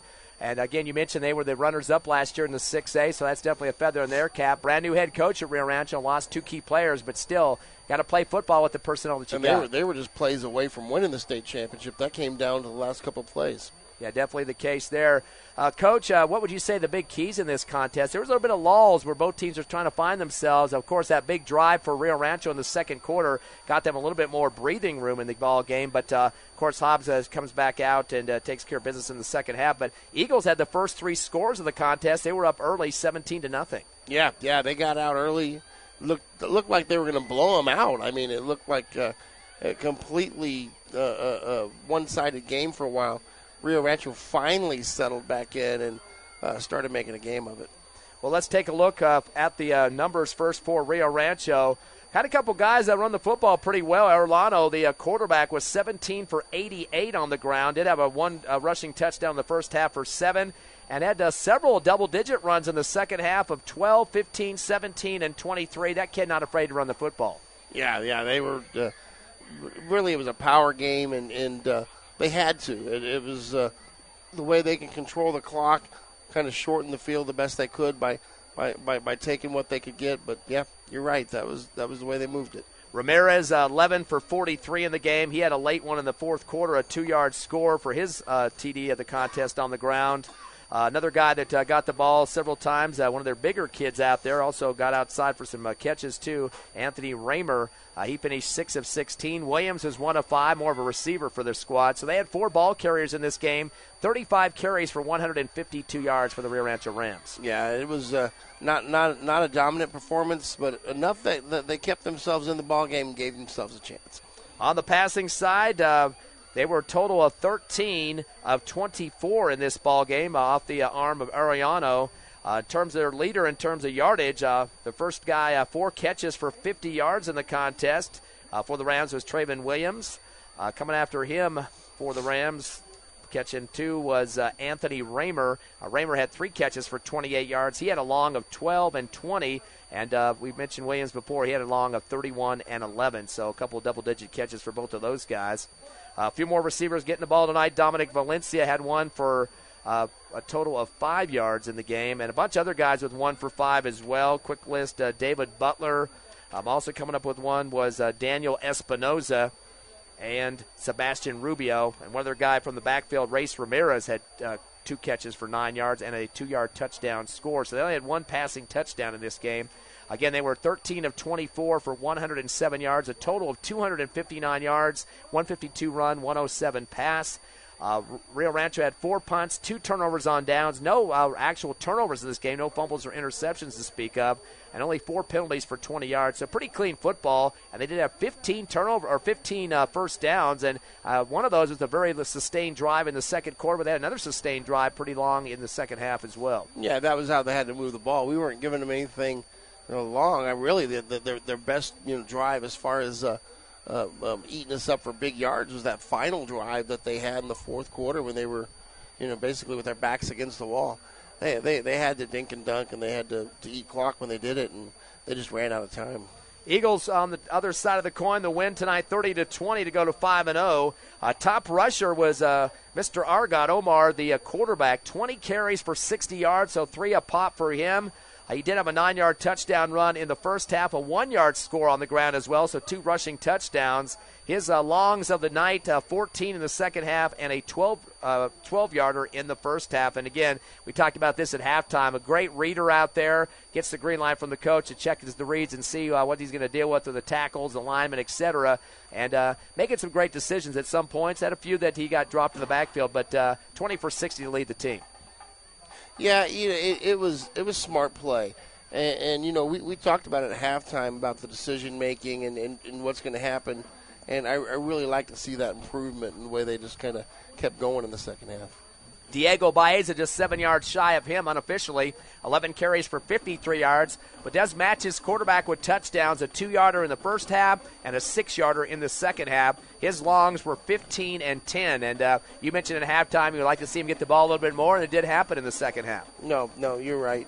And when that occurs, you got to adjust what you're doing. I think we did a good job of finding what works and just taking the defensive looks that they were giving us and trying to make the best of it. And I really thought that we did a good job of adjusting at halftime. Of course, Caden Trevino is fond of that reverse. He did that several times tonight. He had 3 carries for 30, including a 16-yarder in the first half. Ethan Van Landingham, who is Mr. Homecoming King tonight, 2 carries for 6 yards. Also coming out of that slot reverse situation. Armendariz had a carry for 5 as well. So 5 different guys got a chance to run the football tonight. 37 carries for 154, Coach. And it was a well-earned 154 because Rio Rancho wasn't giving us big plays. Yeah, definitely that was the case. Hobbs came into this contest averaging 219, so a little bit below that tonight. But, hey, you'll take the win with how you can get it. Passing department wasn't a big night tonight for the air game, but Caden Trevino was the leader, 7 catches for 69 yards. He had a 30-yarder in the first half and a 20-yarder in the second half. Didn't make it to the end zone with a touchdown grab, but still 7 catches, nothing to sneeze at. And no, not at all. And I really like the fact that the offense didn't throw any interceptions. Yeah, that's definitely a good strong point for Argot. In fact, just this season, 3 total through this 5th game now, and none tonight, as you mentioned. Yeah, and against a very good defensive team, that's for sure. A couple other players getting 2 catches apiece. Jaquez, 2 for 27, a 16-yarder and an 11-yarder. And Van Landingham pulled down 2 for 23, a 13-yarder and a 10-yarder. No other air touchdowns tonight. In fact, there wasn't one I don't have written down here for scores, so Hobbs didn't need those. Evidently, to get what they needed for the victory. They were 12 of 22 off the arm, but Argot in the air for 119 yards, 154 rush, 119 pass, 49 plays tonight offensively for 273 as they get 14 more than the Rio Rancho at 259. Yeah, I thought those are pretty solid numbers all around. Rio Rancho, you talked about it, very good defensive team. And you know what? I thought we had a good offensive performance. It may not have been world beater 600 yards. We put up 60, but we weren't playing, Sisters Podunk College of state. It was a good team, and we had to play smart to beat them. It's always good when you have double-digit first downs, too, Coach. 18 tonight compared to 15. But Rio Rancho came back in that on some of those long drives to get kind of close in that number. Hobbs a lot cleaner at the handkerchiefs tonight. We had 100-plus yards last week against Lovington. Tonight, 3 for 11.5. That a half comes on the half the distance on one of the penalties they got close. So can't be too unhappy about that. Hobbs did have 2 punts, 1 turnover on downs, and the only turnover of the ball game was a fumble on special teams, and that was barely a fumble. We thought he was down already, but they called that loose. Yeah. So and that's a good night. You never want to turn the ball over more than once, and really you don't even want to turn it over once, but you know what? We'll take it. So Hobbs getting a 30-20 win over Rio Rancho to go to 5-0. The Rams dropped to 3-2, so that should move Hobbs up and maybe the top 3, hopefully, for the season. Now, next week, no game, Coach.